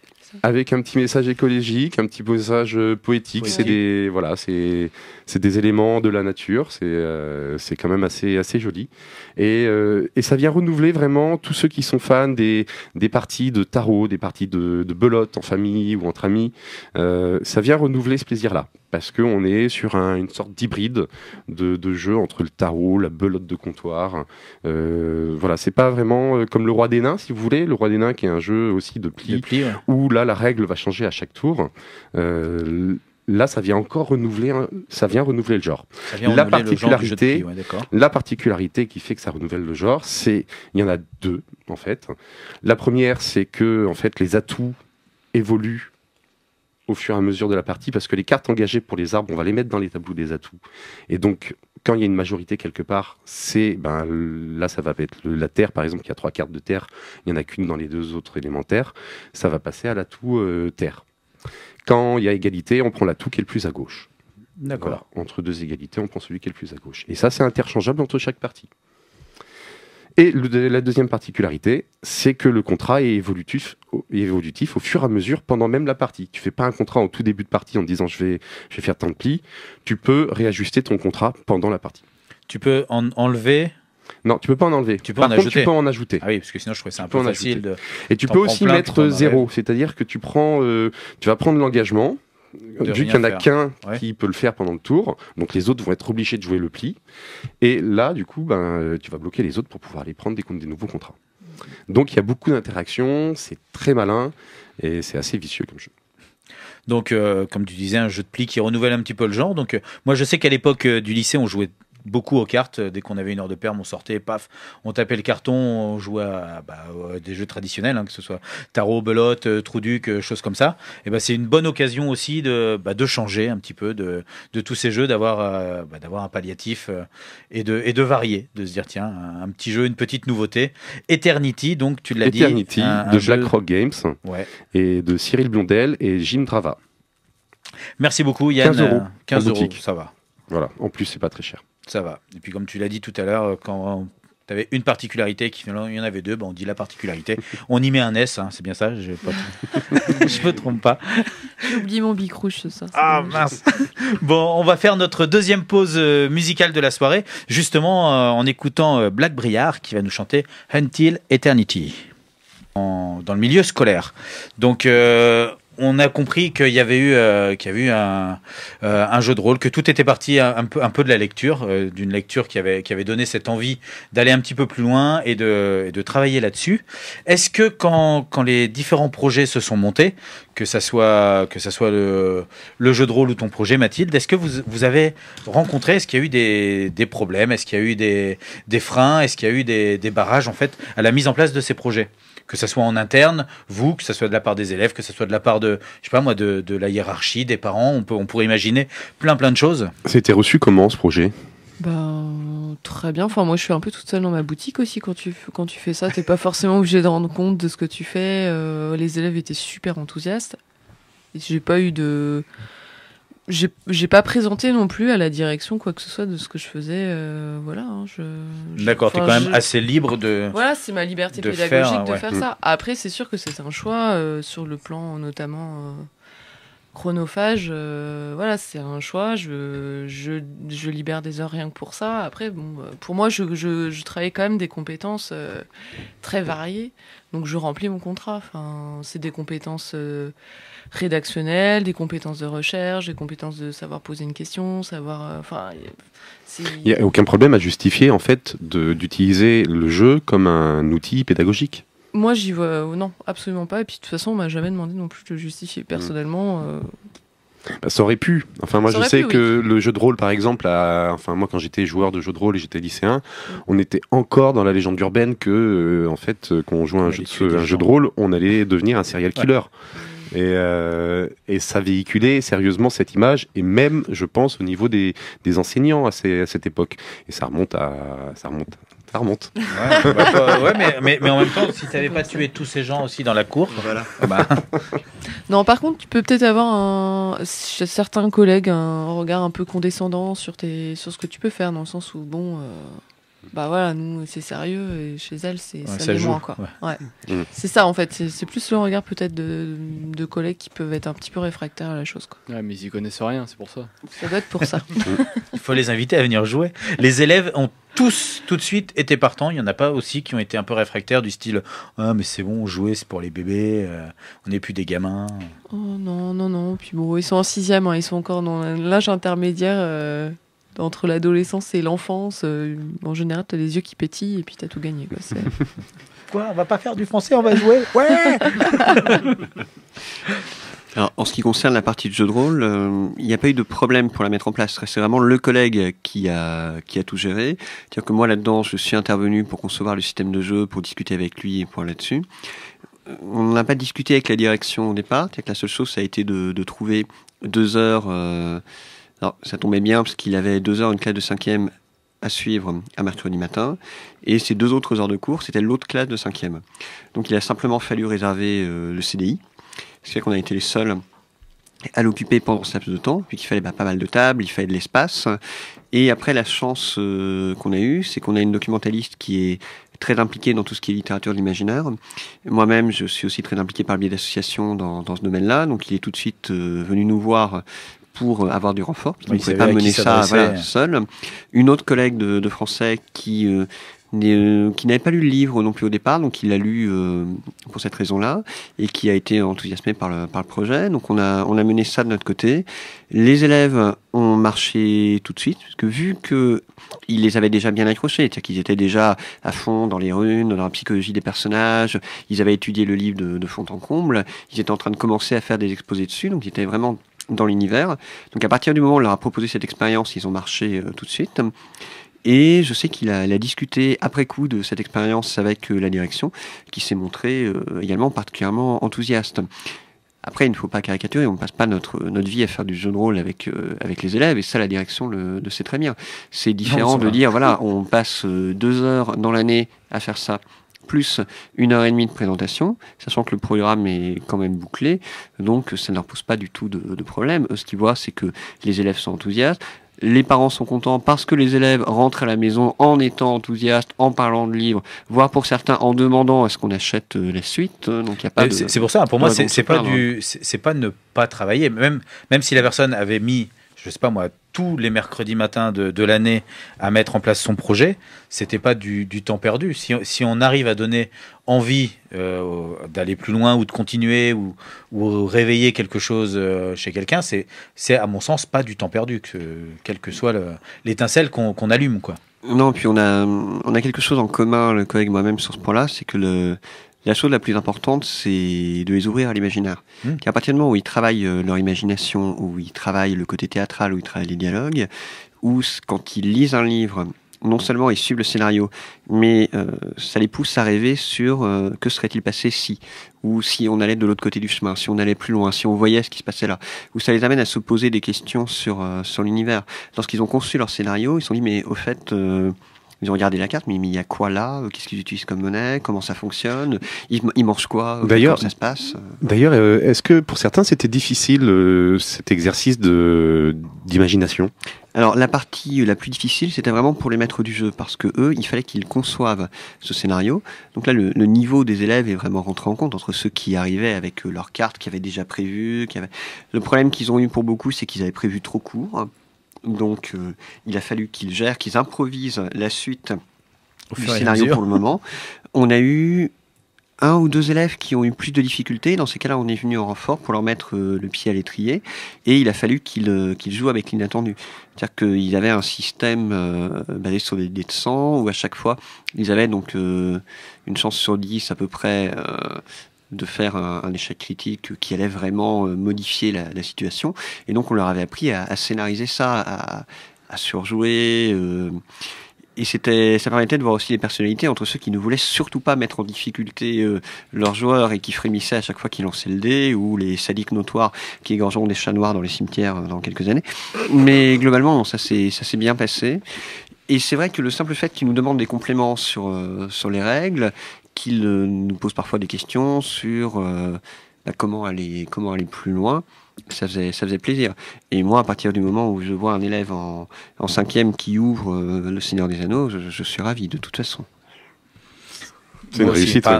Après, il faut qu'il le lise, parce que s'il fait que l'ouvrir... Puis après, lentement, il déchire les pages une par une. Mais il l'a ouvert, je suis content. D'ailleurs, sur ce point-là, je suis obligé de faire une petite publicité pour les collègues de français qui écoutent éventuellement.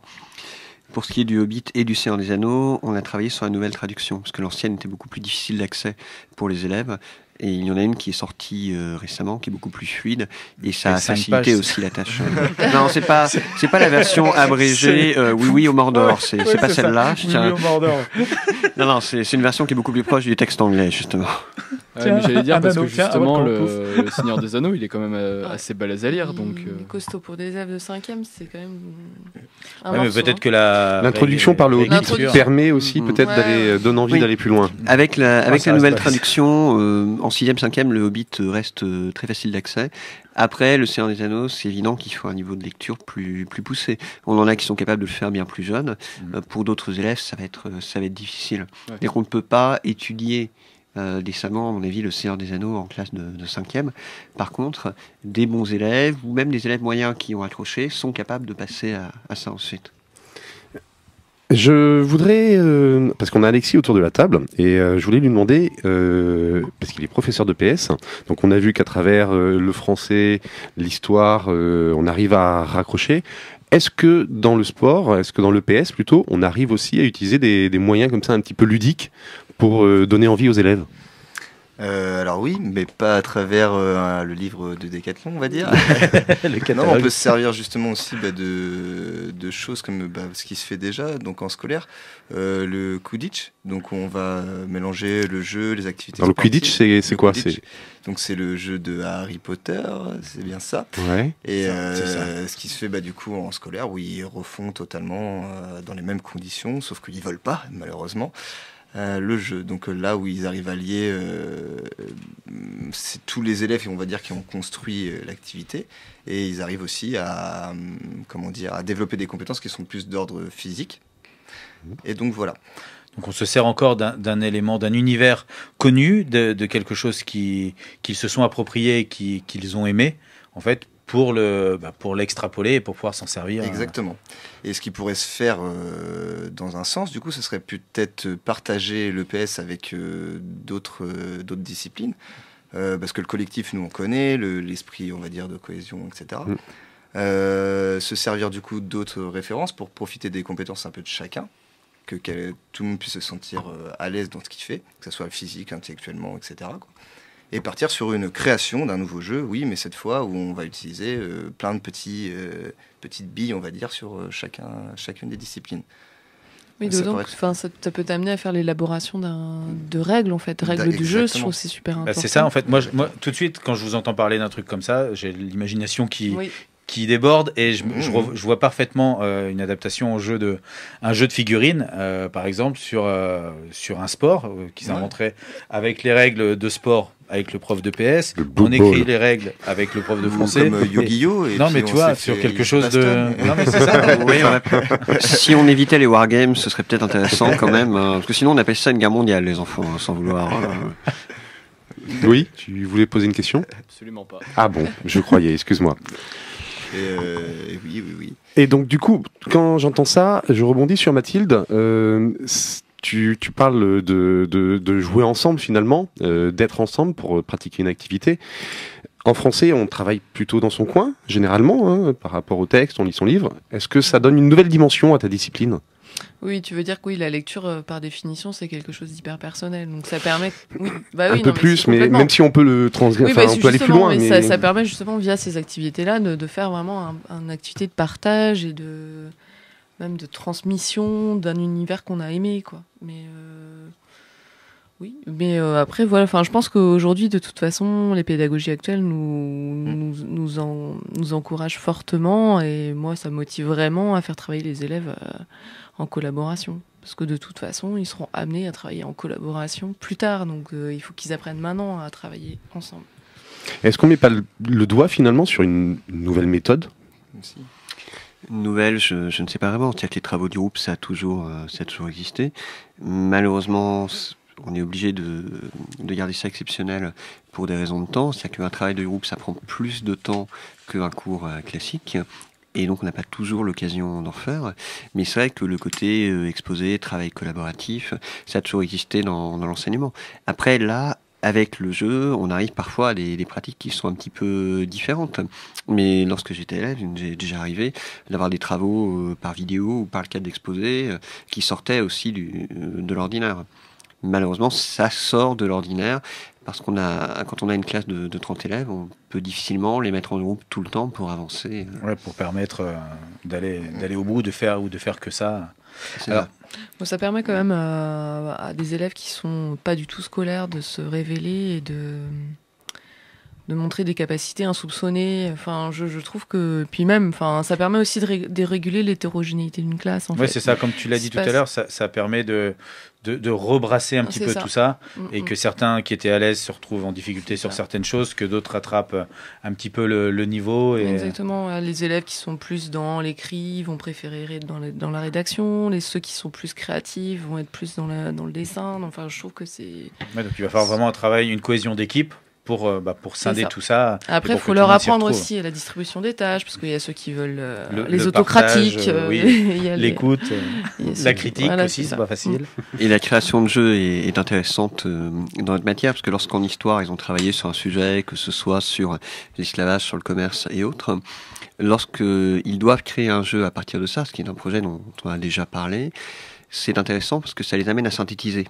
À voir, oui, mais qu'est-ce qui est indispensable, qu'est-ce qu'on va mettre en avant, et lorsqu'ils créent des règles, quand ils créent la règle, il faut que ce soit logique avec ce qu'ils ont vu en cours, donc ça les amène parfois à se poser des questions supplémentaires, et ça peut faire entrer plusieurs matières.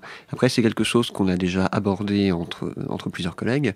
Le problème majeur, ça reste toujours le temps. C'est-à-dire que moi, je dis, oui, mais je peux fournir 1 heure, 2 heures, je peux difficilement fournir plus, donc il faut que d'autres collègues puissent fournir les heures en question. C'est la grande difficulté pour mettre en œuvre ce genre de choses, mais on voit tout de suite l'intérêt, parce qu'ils doivent se réapproprier le cours, aller plus loin, faire des recherches, faire preuve de logique, on peut mettre les matières artistiques dedans, donc de temps en temps, c'est un projet qui peut être mis en œuvre. Donc on a bien compris que le projet avait abouti, que le projet avait plutôt bien fonctionné, qu'il avait plu à tout le monde, enfin aux participants, aussi bien professeurs qu'élèves. On va revenir vers vous ensuite pour essayer de voir un petit peu tout le futur et le devenir de cela, s'il y a des nouveaux projets ou s'il y a des choses qui vont émerger de tout ça. Mais malheureusement, le temps n'étant pas extensible, on va devoir continuer. Tu te trompes, Alexis. Oui, le temps est extensible. C'est vrai, pas celui de l'émission. Donc voilà, et on va continuer avec une autre présentation de jeu. Donc voilà, encore une fois, hein, pas de Damien, pas de jingle. Donc je ne lui dis pas merci, ou plutôt je ne lui dis pas. De t'expliquer. Cimère en verlan, tu vois. Ouais. Cimère pour enchaîner sur Chimère. T'as vu, j'ai travaillé mes transitions, moi, mes jingles. Il est vraiment temps que Damien vienne, mais vraiment là je crois que ça devient urgent. Si tu nous entends. Donc, Chimère, effectivement, un jeu qui date de 2016, qui est pas très vieux, qui a été réalisé par Roméo Aignon, qui lui a fait Sabordage, notamment, et Clément Leclerc. C'est illustré par Biboun, Biboun qu'on a déjà nommé aussi dans l'émission, puisque récemment on a joué à Time Bomb, qui avait été illustré par Biboun, ou à Pipix, ou Diceforge, qui va arriver très bientôt. C'est édité par Gameflow et distribué aussi par BlackRock, justement, comme tout à l'heure. Pour 2 à 5 joueurs à partir de 8 ans pour des parties d'une demi-heure. Chimère, c'est un jeu qui fout l'ambiance et le bordel, mais en étant organisé. Ça, c'est pas commun. Hein. Dans Chimère, on est magicien. Et on invoque une chimère. En fait, on invoque 4 chimères. On va en invoquer une par saison. Ça va se passer sur une année. Donc forcément 4 saisons. Une chimère par saison.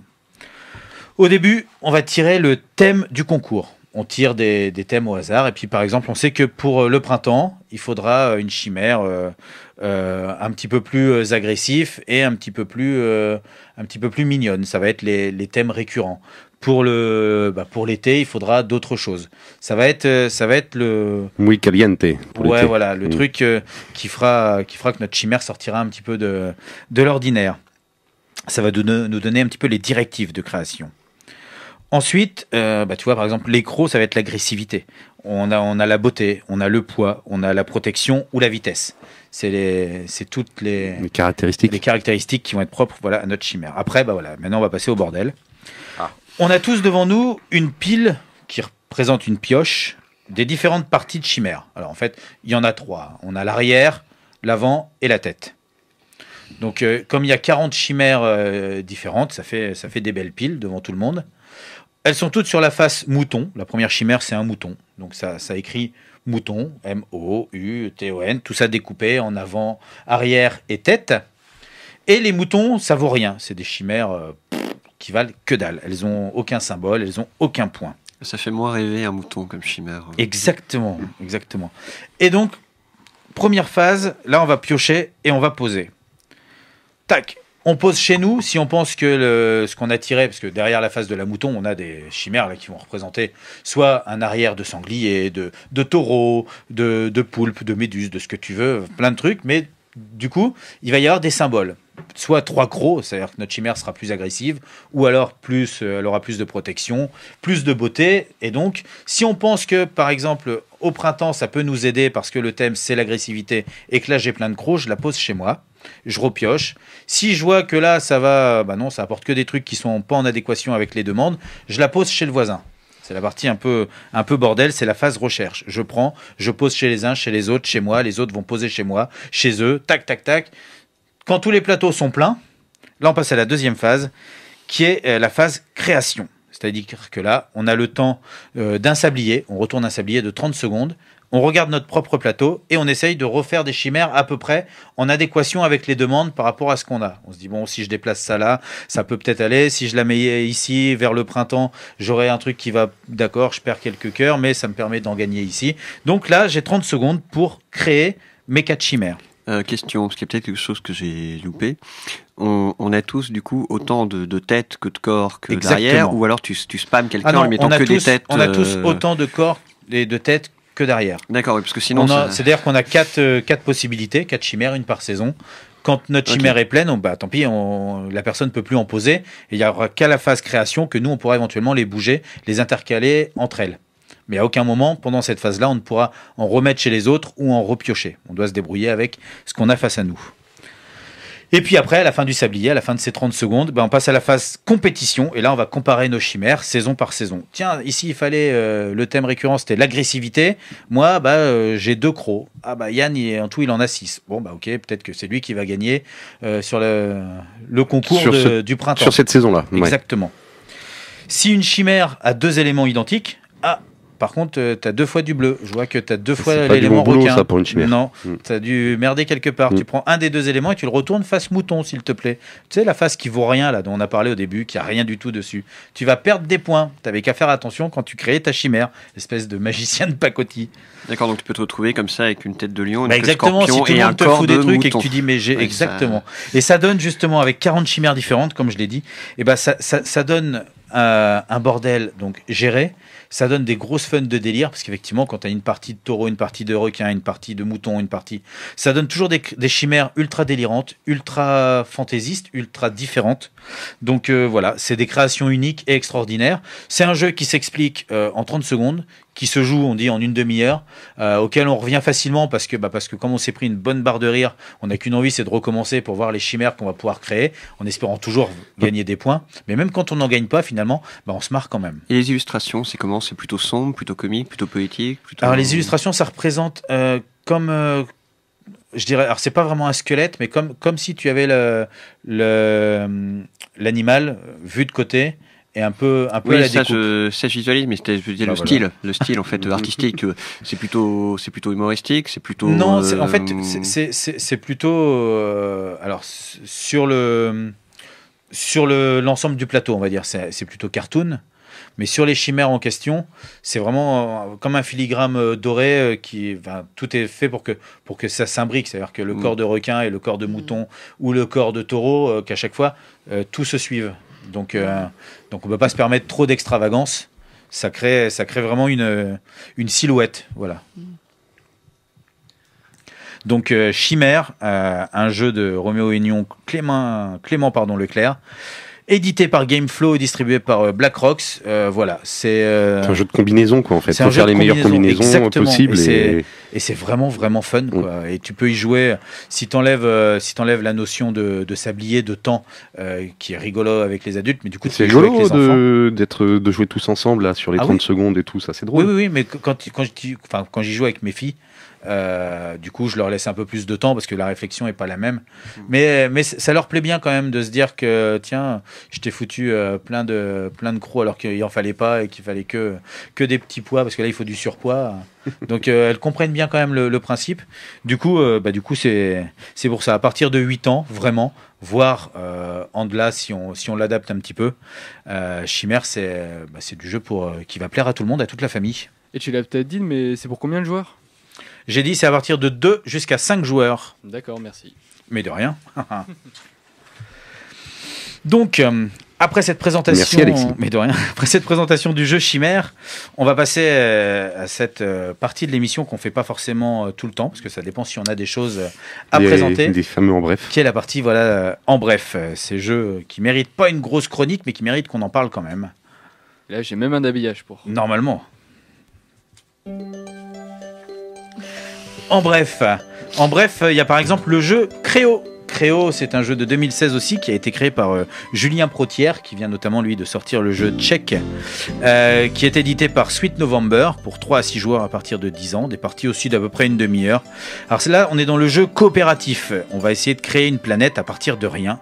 Donc ça vous parle peut-être justement dans le côté un peu mythologique. C'est sur un principe un petit peu similaire à Anabi, mais juste au départ, puisque sans parler, on doit jouer des cartes qui vont comboter entre elles. Si la carte jouée sert à rien, elle est perdue, donc il faut faire très attention à tout ce qu'on va jouer. Et certaines cartes sont méchantes, mais doivent quand même être jouées. Donc à partir de la main qu'on a, il faut vraiment essayer de jouer les bonnes cartes pour que les fusions se fassent et pouvoir poser les bonnes planètes. Si j'ai de l'oxygène et une rivière, je vais pouvoir créer un poisson qui va pouvoir créer d'autres choses. Donc attention, si le poisson sort avant la rivière, il sera perdu, on ne pourra pas aller jusqu'à la création ultime de la planète. On a un avantage quand même léger, on peut utiliser des pierres pour donner des indices. On a un certain nombre de pierres qui est délimité par le nombre de joueurs. Et plus on va utiliser de pierres, c'est-à-dire moi j'en prends 6, grâce à ces 6 pierres-là, je pourrais donner un indice plus intéressant. Donc on va devoir jongler entre est-ce que je donne moins d'indices mais en plus grand nombre, ou est-ce que je donne un gros indice mais j'en donnerai qu'un. Donc c'est un jeu qui est dur, très dur, c'est très difficile de créer la planète, d'aller au bout. Ça se veut volontairement dur, hein, mais bon, après tout, ça a dû être dur aussi de créer la Terre. Donc n'est pas Dieu qui veut. Créo, ça va, c'était tranquille. Julien Protière, ouais, tu t'en es bien sorti, chez Sweet November. Le deuxième jeu de cette partie en bref, c'est Cthulhu Realms. Cthulhu, on va en reparler tout à l'heure quand on va revenir vers vous justement avec les trucs un petit peu classiques, littérature anglaise qui pourrait servir aux collégiens. Là, c'est un jeu de 2016 de Darwin Castle. C'est la même personne qui a fait Star Realms, Hero Realms ou Epic. Voilà, là, on est sur Cthulhu Realms. C'est édité par Edge pour 2 à 4 joueurs à partir ils disent de 14 ans, mais là encore, c'est pour le public américain parce que ça peut se jouer vraiment avant. Voilà, ils disent 25 minutes, mais ça dépend là encore du tirage de cartes. C'est encore un jeu de combo. Cette fois-ci du deck building. C'est-à-dire qu'en fait on a la même main de départ qu'on va mélanger, donc on va tirer un certain nombre de cartes, on n'aura pas forcément le même tirage, mais on part avec les mêmes chances de départ. Ensuite il y a un magasin de 3 cartes, ce sont les cartes à vendre on va dire, et grâce aux cartes qu'on a en main on pourra acheter ou non les cartes présentes. tiens, j'ai des cartes qui me donnent 2 points d'achat, j'ai cette carte qui en vaut 2, je peux la prendre. S'il n'y a que des cartes qui en valent 3, et bah tant pis, je pourrais rien acheter. Voilà le principe un petit peu du deck building. Et puis grâce à ça, on va pouvoir optimiser sa main, on va pouvoir acheter plus et attaquer les adversaires, parce que oui, dans ce jeu, il y a aussi du combat. Effectivement, on va faire perdre de la santé mentale, et puis si la personne tombe à 0, et bah elle est morte, du moins elle est complètement folle. Mais attention, parce que parmi toutes ces cartes d'attaque et ces cartes qu'on va pouvoir acheter, il y a aussi des cartes sanctuaires. Les sanctuaires, ce sont des lieux qu'on va poser devant nous, qui vont rester tout le temps et qu'il faut détruire avant de pouvoir toucher l'adversaire. Voilà, il y a donc 1001 façons de jouer, de gagner, de comboter. Je trouve le jeu plus facile que Star Realms, qui était déjà un jeu de deck building assez facile, parce que c'est des icônes au lieu du texte. Du coup, c'est plus accessible. D'accord, mais sinon, c'est la même chose, hein. Sinon, c'est la même chose dans un autre univers. Oui. Comme Hero Realms est la même chose dans un autre univers. C'est exactement le même principe de jeu. Et moi, franchement, j'ai vraiment adoré. Ah, mais complètement. Alors, c'est sûr que Cthulhu, moi, ça reste un coup de cœur. Donc, dès qu'un jeu touche à Cthulhu, je le teste, je l'essaye. J'aime déjà avant même d'ouvrir la boîte. T'es pas du tout objectif, de toute façon, dès qu'on parle de Cthulhu. Non, c'est vrai. Mais je fais ce que je veux avec mon grand maître. C'est un jeu riche, complet, et qui tient dans la poche. Alors, du coup, pourquoi s'en priver? Cthulhu Realms chez Edge. Le coup de cœur, c'est lié au côté tentacule, tout ça ou... Exactement, oui. Exactement. Le coup de cœur, c'est les tentacules qui m'ont plu dès mes premiers hentai japonais. Tu vois, j'étais très tentacule. Voilà, c'était donc tout ce qu'on voulait vous présenter dans la partie en bref. Et avant la 3e pause musicale de l'émission, Yann, tu voulais toi aussi nous parler d'un jeu, tout à fait, parce qu'on parle des jeux ici. Bah oui. Et là, pas que. Donc je vais vous parler d'un jeu, pareil, un peu vite fait, plus vite fait que la dernière fois, parce que c'est Colt Express, mais version Android. Enfin, version iOS ou Android, enfin une version numérique portable sur smartphone. Application, c'est ça, tout à fait. Donc, ceux qui connaissent déjà le jeu, vous serez pas perdus. Les autres, en fait, il s'agit d'un jeu où il va falloir gagner des points en posant des cartes actions. Et donc, on pose nos cartes au fur et à mesure, à tour de rôle, les uns après les autres. Et après, on dévoile tout et on fait tourner la cinématique. Donc, tout se déroule d'un coup, on déroule le film de l'aventure. Ouais, c'est ça, tout à fait. Dans un univers western. Oui. Une attaque de train, avec la diligence, avec tout un tas d'extensions. L'application reprend exactement le même jeu. Donc on a le mode classique et on a aussi un mode histoire. Donc dans le mode classique, on va retrouver les mêmes règles. On va pouvoir jouer en ligne ou en réseau ou en LAN, enfin on va dire entre nous ici en mode local, entre nous. Et on va pouvoir jouer aussi en ligne avec des milliers et des millions d'autres joueurs. Et il y a pas mal de joueurs, donc il y a pas mal de retours et ça c'est plutôt sympa. Ensuite, dans la partie histoire, et là, ça va être vachement sympa parce que on va débloquer au fur et à mesure les personnages et on va débloquer des nouvelles planches de bande dessinée qui viennent raconter l'histoire de chaque personnage. Et ça, c'est vraiment sur les boîtes du jeu physique, sur les extensions. Voilà. Donc là, il y a vraiment une BD de 48 pages qui a été dessinée et au fur et à mesure du déblocage de l'aventure, on va donc devoir, pour débloquer les aventures, remplir des missions. Là, on est dans le mode histoire, pas sur un mode classique, on est sur un mode avec des objectifs à devoir atteindre. Genre, je dois lancer une dynamite sur l'ennemi. Je dois l'avoir que par une dynamite. Et j'ai un nombre de tours imposé. Donc du coup, ça devient plus un petit peu un puzzle game, un casse-tête à résoudre. Et donc, on résout, et là, on a comme récompense des bonus, des options qui viennent se rajouter, et la fameuse page qui vient nous raconter un petit peu tout le background de nos personnages. Et ça, c'est le plus quand même absolu dans cette transition, dans ce jeu. Ils se sont permis d'apporter beaucoup de choses par le portage numérique qu'on ne pourra pas jamais retrouver sur un plateau. Sur le portage physique, ouais, c'est clair. Absolument. Alors, parce qu'on retrouve, donc tu le disais, le plaisir du jeu physique, la même chose, on peut y jouer de la même façon. Exactement, on peut reprendre les mêmes règles, mais il y a aussi un côté scénaristique. Et ça, c'est énorme. On en avait parlé dans Mysterium aussi, l'application qui apporte la même chose. C'est-à-dire qu'on passe du jeu de société auquel on peut jouer basiquement à une version scénarisée. Et est-ce qu'on pourrait pas, pour les possesseurs des deux, de l'application et du jeu, est-ce qu'on pourrait pas s'inspirer de ces versions scénarisées pour essayer de les reproduire dans le jeu physique. Dans le jeu physique. Eh ben, pourquoi pas ? Je pense que y a certaines choses qui doivent être possibles. Après, le portage numérique permet beaucoup plus de choses en termes de contenu, en termes de matériel qu'on va pas pouvoir retrouver dans la boîte, à moins de découper peut-être. Alors, je sais que par exemple, ce jeu. Ouais, voilà, c'est ça. Tu peux. Je crois qu'il y a par exemple il y a une émission où tu vas devoir faire sauter le toit du train, par exemple. Donc là, faire sauter le toit de ton train en mode plateau, c'est peut-être un petit peu dommage. Mais tout ça, peut-être qu'on pourrait essayer le week-end prochain à Finistère de Jeux. S'ils nous écoutent, c'est peut-être une bonne idée. Exactement. Je crois qu'ils ont ils l'ont en plus en taille surdimensionnée. Ah tiens, on en parlait. Après, il suffit de passer par des objectifs secondaires cachés, distribués aux joueurs en début de partie. Ça peut être un moyen de rajouter un petit peu de piment dans le jeu classique. Ça, c'est faisable. Sans passer forcément par l'étape je détruis la maquette à coup de masse. Voilà. Et ça, dans les extensions, au fur et à mesure, on retrouve avec des objectifs cachés, avec des choses. C'est des apports qui ont été faits, justement. Donc c'est un jeu qui fonctionne vraiment bien, il apporte le côté multijoueur, jeu de société où on joue tous ensemble, on peut se retrouver juste autour d'une même table entre amis ou alors jouer avec des gens complètement dématérialisés à l'autre bout du monde. On a le mode solo aussi finalement, le mode histoire où on va pouvoir vivre une aventure et débloquer des pages de bande dessinée. Voilà, moi je pense que c'est une superbe réussite et un très beau portage dans le monde numérique. Merci Yann. Il n'y a pas de quoi. Voilà, parce que c'est vrai qu'avant, pour jouer avec des gens du monde entier, fallait sortir ton jeu, fallait mettre Skype, et puis fallait te connecter avec plein de gens et jouer comme ça, ou alors avoir l'application Chabit, mais elle n'a pas beaucoup marché, parce que finalement c'était un peu chiant. Donc... Je ne connais pas.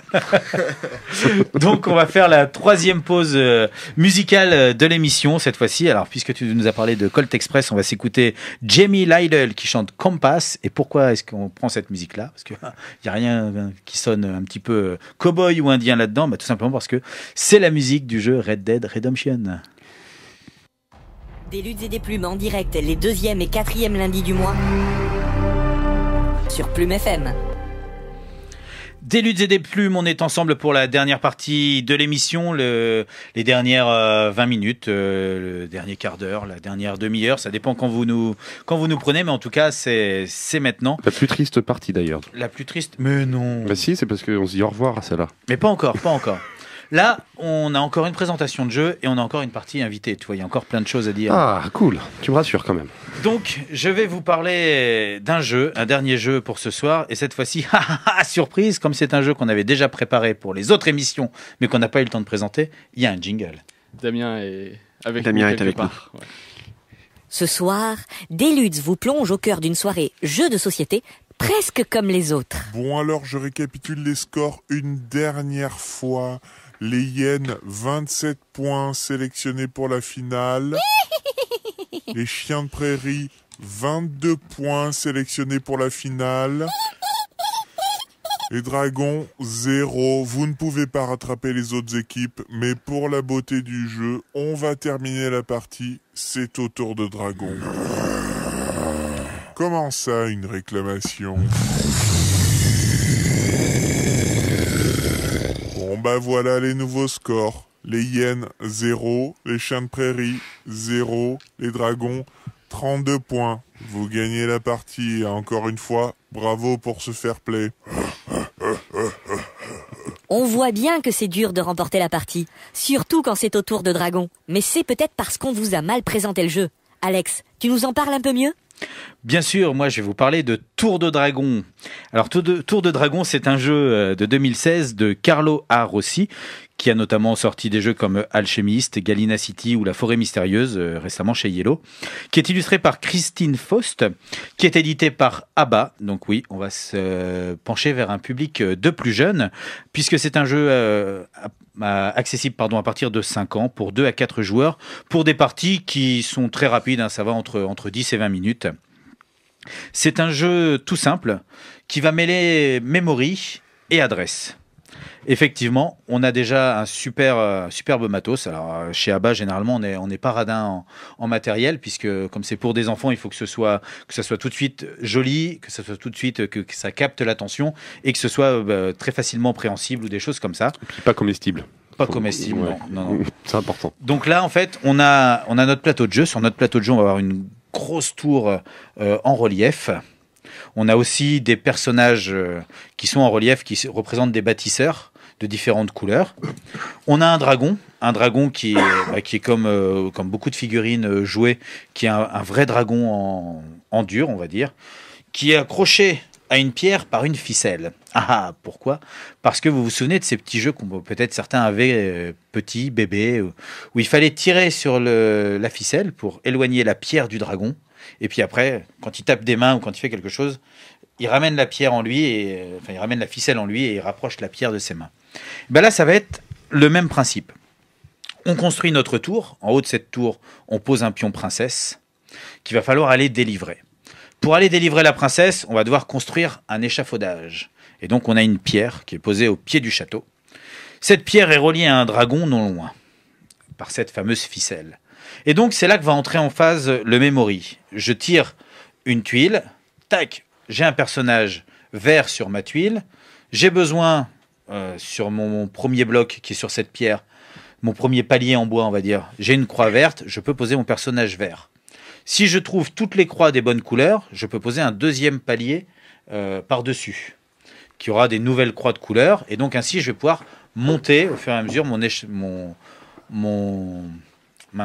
échafaudage, voilà, c'est ça le mot que je cherchais, jusqu'à arriver tout en haut de la tour pour arriver à cette fameuse princesse. Si, malencontreusement, je tire une tuile dragon, eh bien le dragon va reculer jusqu'au prochain trou, et en reculant, eh bien, il part avec cette fameuse ficelle, et donc il va me donner un petit peu moins de mou, on va dire. Et donc, les enfants doivent faire attention à ne pas tirer tous les dragons, sinon le dragon sera très loin et la ficelle sera déjà presque tendue, puisque quand mon échafaudage est complètement monté et que je dois délivrer cette princesse, j'appuie sur l'aile du dragon, et là, la ficelle commence à rentrer à l'intérieur, et petit à petit, donc, il va tirer sur cette fameuse pierre, donc déséquilibrer mon échafaudage. Et donc je dois, grâce à mes petites languettes chevalier et prince, pousser la princesse, faire le tour du château, l'amener sur les trous des échafaudages pour la faire descendre jusqu'en bas, et l'amener jusqu'au carrosse, avant que ce fameux dragon n'ait tiré cette grosse pierre et n'ait fait s'effondrer le tout, auquel cas je suis prisonnier de cette tour moi aussi. C'est vraiment un jeu très joli, très facile, à partir de 5 ans. T'es prisonnier avec la princesse ? Bah oui, en fait, t'as donc perdu. c'est pas grave. Finalement, tu perds, ça dépend de la tête de la princesse, suivant la partie. Ça dépend de la tête de la princesse. Des fois, tu es content de gagner pour avoir la récompense. Des fois, tu es content de perdre. C'est vrai. Hein, regarde Fiona dans Shrek. Oui, je pensais pas à elle, mais oui. Oui, voilà, tu vois, des fois, ça peut arriver. Donc, vraiment un jeu très facile, très joli, que les enfants, dès leur plus jeune âge, dès 5 ans, arrivent à s'approprier tout seuls. On a un univers très très bien retranscrit et une mécanique très très bien huilée.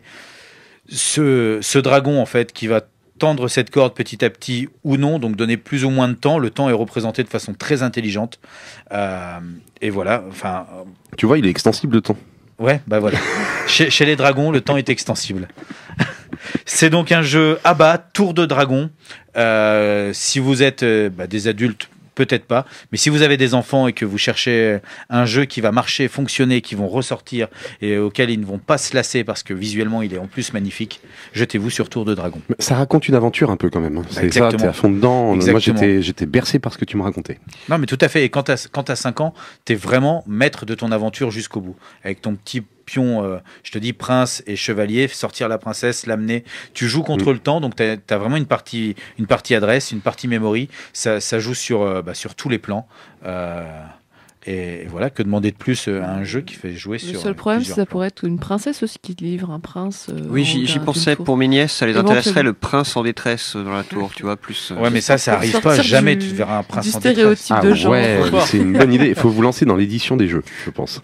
Et alors, il est fréquent que la partie soit perdue. Oui. Voilà, ah oui, tout à fait, oui. C'est pour ça qu'en plus. C'est une menace réelle. C'est une menace réelle. Ouais, non, c'est pas juste pour faire semblant, pour dire, bon, de toute façon, on a le temps. Non, la menace est réelle. Dès qu'on fait 2-3 erreurs, on commence à se dire, ouais, on fait gaffe parce que Oui, là, non, ça va être chaud, quoi. C'est ça qui est bien, parce qu'on a tous connu petit des jeux où tu avais cette menace-là, mais à moins d'être vraiment branque, on n'avait aucune chance de perdre. Oui, non, c'est ça. C'est où on te dit que tu vas perdre, mais tu sais que tu perdras jamais. Non, là, on te dit attention, tu risques de perdre et tu risques de perdre. Donc, à 5 ans, quand tout s'effondre et que tu n'as pu sauver personne, ça fait mal, mais ça fait partie de l'apprentissage de la vie aussi. Et la durée de la partie, à peu près Comment ? La durée de la partie, à peu près. La durée de la partie, ça peut aller, je te dis, il faut compter un quart d'heure, 20 minutes. Ce qui est large, enfin, pour des enfants de 5 ans, c'est très bien. Ouais. Donc voilà. Très bien, merci Alexis. C'était le dernier jeu présenté ce soir. Un petit jeu enfant en plus, c'est chouette. Exactement, ouais. Et il nous reste même du temps pour revenir discuter avec nos invités, puisqu'il reste encore des choses à dire, Privel, Mathilde et Alexis. On va parler maintenant qu'on a vu vos projets, qu'on a abordé tout ça, sur vos envies un petit peu futures. Maintenant que les projets ont été menés à bout, maintenant que les projets ont vu le jour, est-ce que, d'une part, ça vous a donné envie de refaire ce genre de choses, peut-être pas dans l'immédiat, mais peut-être l'année prochaine? Et est-ce qu'on en a parlé tout à l'heure, est-ce que justement c'est quelque chose qui est adaptable en travail aux autres matières, par exemple? Est-ce que ça vous donne envie de te lancer? Toi, Alexis, on a vu que ça donnait des possibilités, mais est-ce que... Oui, et puis dans un sens, si les élèves s'éclatent à faire quelque chose ensemble, je vois pas pourquoi les enseignants le feraient pas non plus. Donc je pense que si on s'amuse sur des choses qu'on a en commun ou sur lesquelles on a envie vraiment de s'amuser et proposer aux élèves, je pense que ça peut être aussi l'occasion de renouer avec pas mal de choses. C'est clair. Ça peut aussi briser quelques barrières. Enfin, je vois quand on faisait les tournois de foot de fin d'année, prof contre élève, on voyait qu'il y avait plus ce clivage rapport à l'adulte. Attention, il va y avoir la sanction, il y a forcément le côté hiérarchique. On a toujours ce respect, mais il y avait quand même un peu plus de détente et ça humanise vis-à-vis des élèves un petit peu le professeur qui peut être mis des fois un petit peu haut, et ce genre de pratique peut le permettre aussi aisément. Exactement. En ce qui concerne ta question sur reconduire le projet, alors là c'est un petit peu particulier, mais puisque c'est pas moi qui suis à l'origine, vu que c'est vraiment un prof de français qui doit le lancer. Et toi, du coup, ça t'a donné envie? Voilà ce que j'allais dire. C'est-à-dire que moi c'est plus compliqué parce que je vais pas leur donner un livre à lire, je peux pas passer 5 heures sur. Non, mais tu peux t'en inspirer en tant que prof d'histoire géo sur des phases de l'histoire. On a revu des reconstitutions. Tu parlais de Wargames tout à l'heure en disant il faudrait sortir de là, mais alors c'est pas au collège. Mais théoriquement, le jeu de rôle peut être employé en histoire. C'est vrai que ça me semble plus compliqué pour l'instant avec les niveaux que j'ai, pour simplement des raisons de temps de programme et le fait qu'on ait changé de programme, donc il faut aussi qu'on maîtrise bien cela. Maintenant, en français, c'est sûr que ça nous a donné envie de poursuivre. Je ne sais pas si j'aurai l'occasion de nouveau de travailler avec lui, puisque pour l'instant il n'est pas en poste fixe, ça c'est les petites contraintes du métier. Mais c'est vrai que ça donne envie de reconduire l'expérience avec ce livre-là à voir avec un autre. Et moi, en tant que personne qui a travaillé sur les règles, je voyais déjà les petites choses à améliorer. Il y a une chose qui m'avait fait plaisir, c'est qu'on leur avait proposé plein de personnages différents, c'est-à-dire que le hobbit, l'elfe, le nain, on leur a mis plein de fiches. Ils ont à peu près tous été choisis à proportion égale. Donc tous les personnages ont été attrayants. Maintenant, on a vu des petites choses à modifier sur le point technique pour les règles, ou des petits conseils qu'on pourrait leur donner. C'est-à-dire que globalement, ça s'est très bien passé, c'était très satisfaisant. On pensait pas que ça aurait aussi bien fonctionné que ça. Il y a des petites choses à affiner pour les années suivantes, mais ça donne vraiment envie de continuer sur cette voie. Ça reste perfectible et ça reste quelque chose qui va être fait les années suivantes. Tu l'as dit. Alors, si le collègue est toujours là, c'est ça, c'est toujours une question d'équipe. Non, bien sûr, mais dans l'optique où toutes les conditions seraient réunies. Bien sûr. Toujours avec le même point de départ, qui est Bilbo le Hobbit. Alors. C'est un livre qui rend ça aisé pour des élèves en 5e ou en 6e. Il y a d'autres œuvres qui s'y prêtent, mais qui sont moins accessibles pour des collégiens. C'est-à-dire que l'avantage là de Tolkien, c'est qu'il a vraiment créé un univers entier, complexe, dans lequel il est facile de rentrer. C'est vrai qu'avec des lycéens, on pourrait être sur du Lovecraft, sur d'autres choses, mais... Oui. Pas au niveau collège, en tout cas ça me semble plus compliqué. Oui. Et puis je mettrais pas du Lovecraft entre les mains de collégiens. Non, puis voilà, c'est pas de leur âge. Mais si, moi je mettrais. Moi j'ai en quatrième, moi je. Oui, ça. Ouais. Mais c'est des collégiens quand même. Pas en sixième. C'est ça. C'est-à-dire qu'entre sixième et quatrième, effectivement, il y a un fossé. Il y aurait moyen. Et avec une bonne sélection des nouvelles. Voilà, avec une très bonne sélection des nouvelles, parce qu'il y a une partie du Lovecraft qui quand même a tombé. Voilà, comme j'ai conseillé du Stephen King à des collégiens, mais j'ai pas conseillé tout non plus. Tu t'adaptes. Et donc, Mathilde, tout à l'heure, on parlait un petit peu d'autres projets aussi qui avaient été réalisés pendant les chansons et tout, un petit peu en off. Et tu nous as parlé d'un projet que tu avais mené aussi, qui était en rapport avec les livres dont on est le héros. Oui, c'est ça, ouais. Plus en rapport du coup avec une écriture longue, où l'idée c'était d'écrire un conte dont vous êtes le héros, avec l'idée de 3 voix à chaque fois pour le personnage principal, qui était amené à vivre différentes péripéties. Donc il y avait un mode réussite totale, un mode semi-échec et puis un mode game over. Voilà. Et c'était aussi un travail coopératif C'était un travail coopératif et l'idée c'était vraiment de travailler sur la notion de péripétie, de rebondissement. En plus il y a un logiciel gratuit qui s'appelle Kandari qui permet en fait d'après de visualiser les différentes étapes. Donc c'est vraiment intéressant. Après j'avais fait ça en 6e et peut-être qu'ils sont un peu jeunes finalement pour comprendre vraiment la notion d'arborescence en fait des actions du héros quoi. J'ai vraiment autant toute la partie réussite ça allait, mais alors semi-échec c'était un peu compliqué. Échec, ouais. Franchement c'était compliqué. Mais l'expérience t'a plu quand même. Mais l'expérience puis bon ils étaient motivés de leur faire enfin ce qui est bien c'est qu'ils inventent plein d'aventures de situations rocambolesques en fait, c'est assez rigolo. Enfin là c'est pareil, c'est création d'imaginaire, c'est hyper intéressant. Mais là, il y avait un problème au niveau générationnel aussi, c'est-à-dire que la difficulté qu'ils avaient, c'est qu'à leur âge, lorsque j'étais au collège, des livres dont vous êtes le héros, j'en avais pratiqué plein, il y en avait plein qui étaient disponibles dans une bibliothèque. C'est quelque chose qui est beaucoup moins présent maintenant, qui a clairement périclité. Donc c'est plus difficile parce qu'il faut leur apprendre il faut les accompagner leur montrer ça. Lorsqu'on a des élèves qui ont déjà lu ce genre de choses ou déjà vu ce genre de choses, c'est beaucoup plus facile. Tu leur as fait lire un livre dont vous êtes le héros avant de commencer l'aventure ? Lire d'abord des exemples que moi j'avais créés ou des choses comme ça pour vraiment leur faire comprendre. Ouais, pour qu'ils voient le principe. C'est ça. Mais c'est vrai qu'ils connaissent pas beaucoup les élèves maintenant. Moi j'en ai là au centre de loisirs, enfin au Ticket Sport, parce qu'on a une partie un petit peu bibliothèque. Et on a eu des livres comme ça, et il y en a beaucoup qui arrivent et qui sont un peu décontenancés. Qu'est-ce que c'est ? Alors t'expliques et t'essayes de les amener vers le cheminement en disant mais vas-y et lance-toi, tu vas voir, c'est vachement bien. Et c'est vrai que ça peut amener aussi certains élèves vers la lecture parce que c'est une lecture différente et qu'on devient acteur un petit peu de sa lecture. C'est ça, c'est le fait de ne pas être passif face à la lecture qui était intéressant dans tout ce qui est jeu de rôle, imagination et autres, c'est qu'ils s'incarnent réellement, ils sont dans cet univers et puis ils se posent des questions qu'a pu se poser l'écrivain sur mais que serait-il passé si on faisait ça, si on allait là, Et si jamais on extrapole sur le reste. Mais en tout cas, merci beaucoup d'être venu vous prêter au jeu des questions pour l'émission.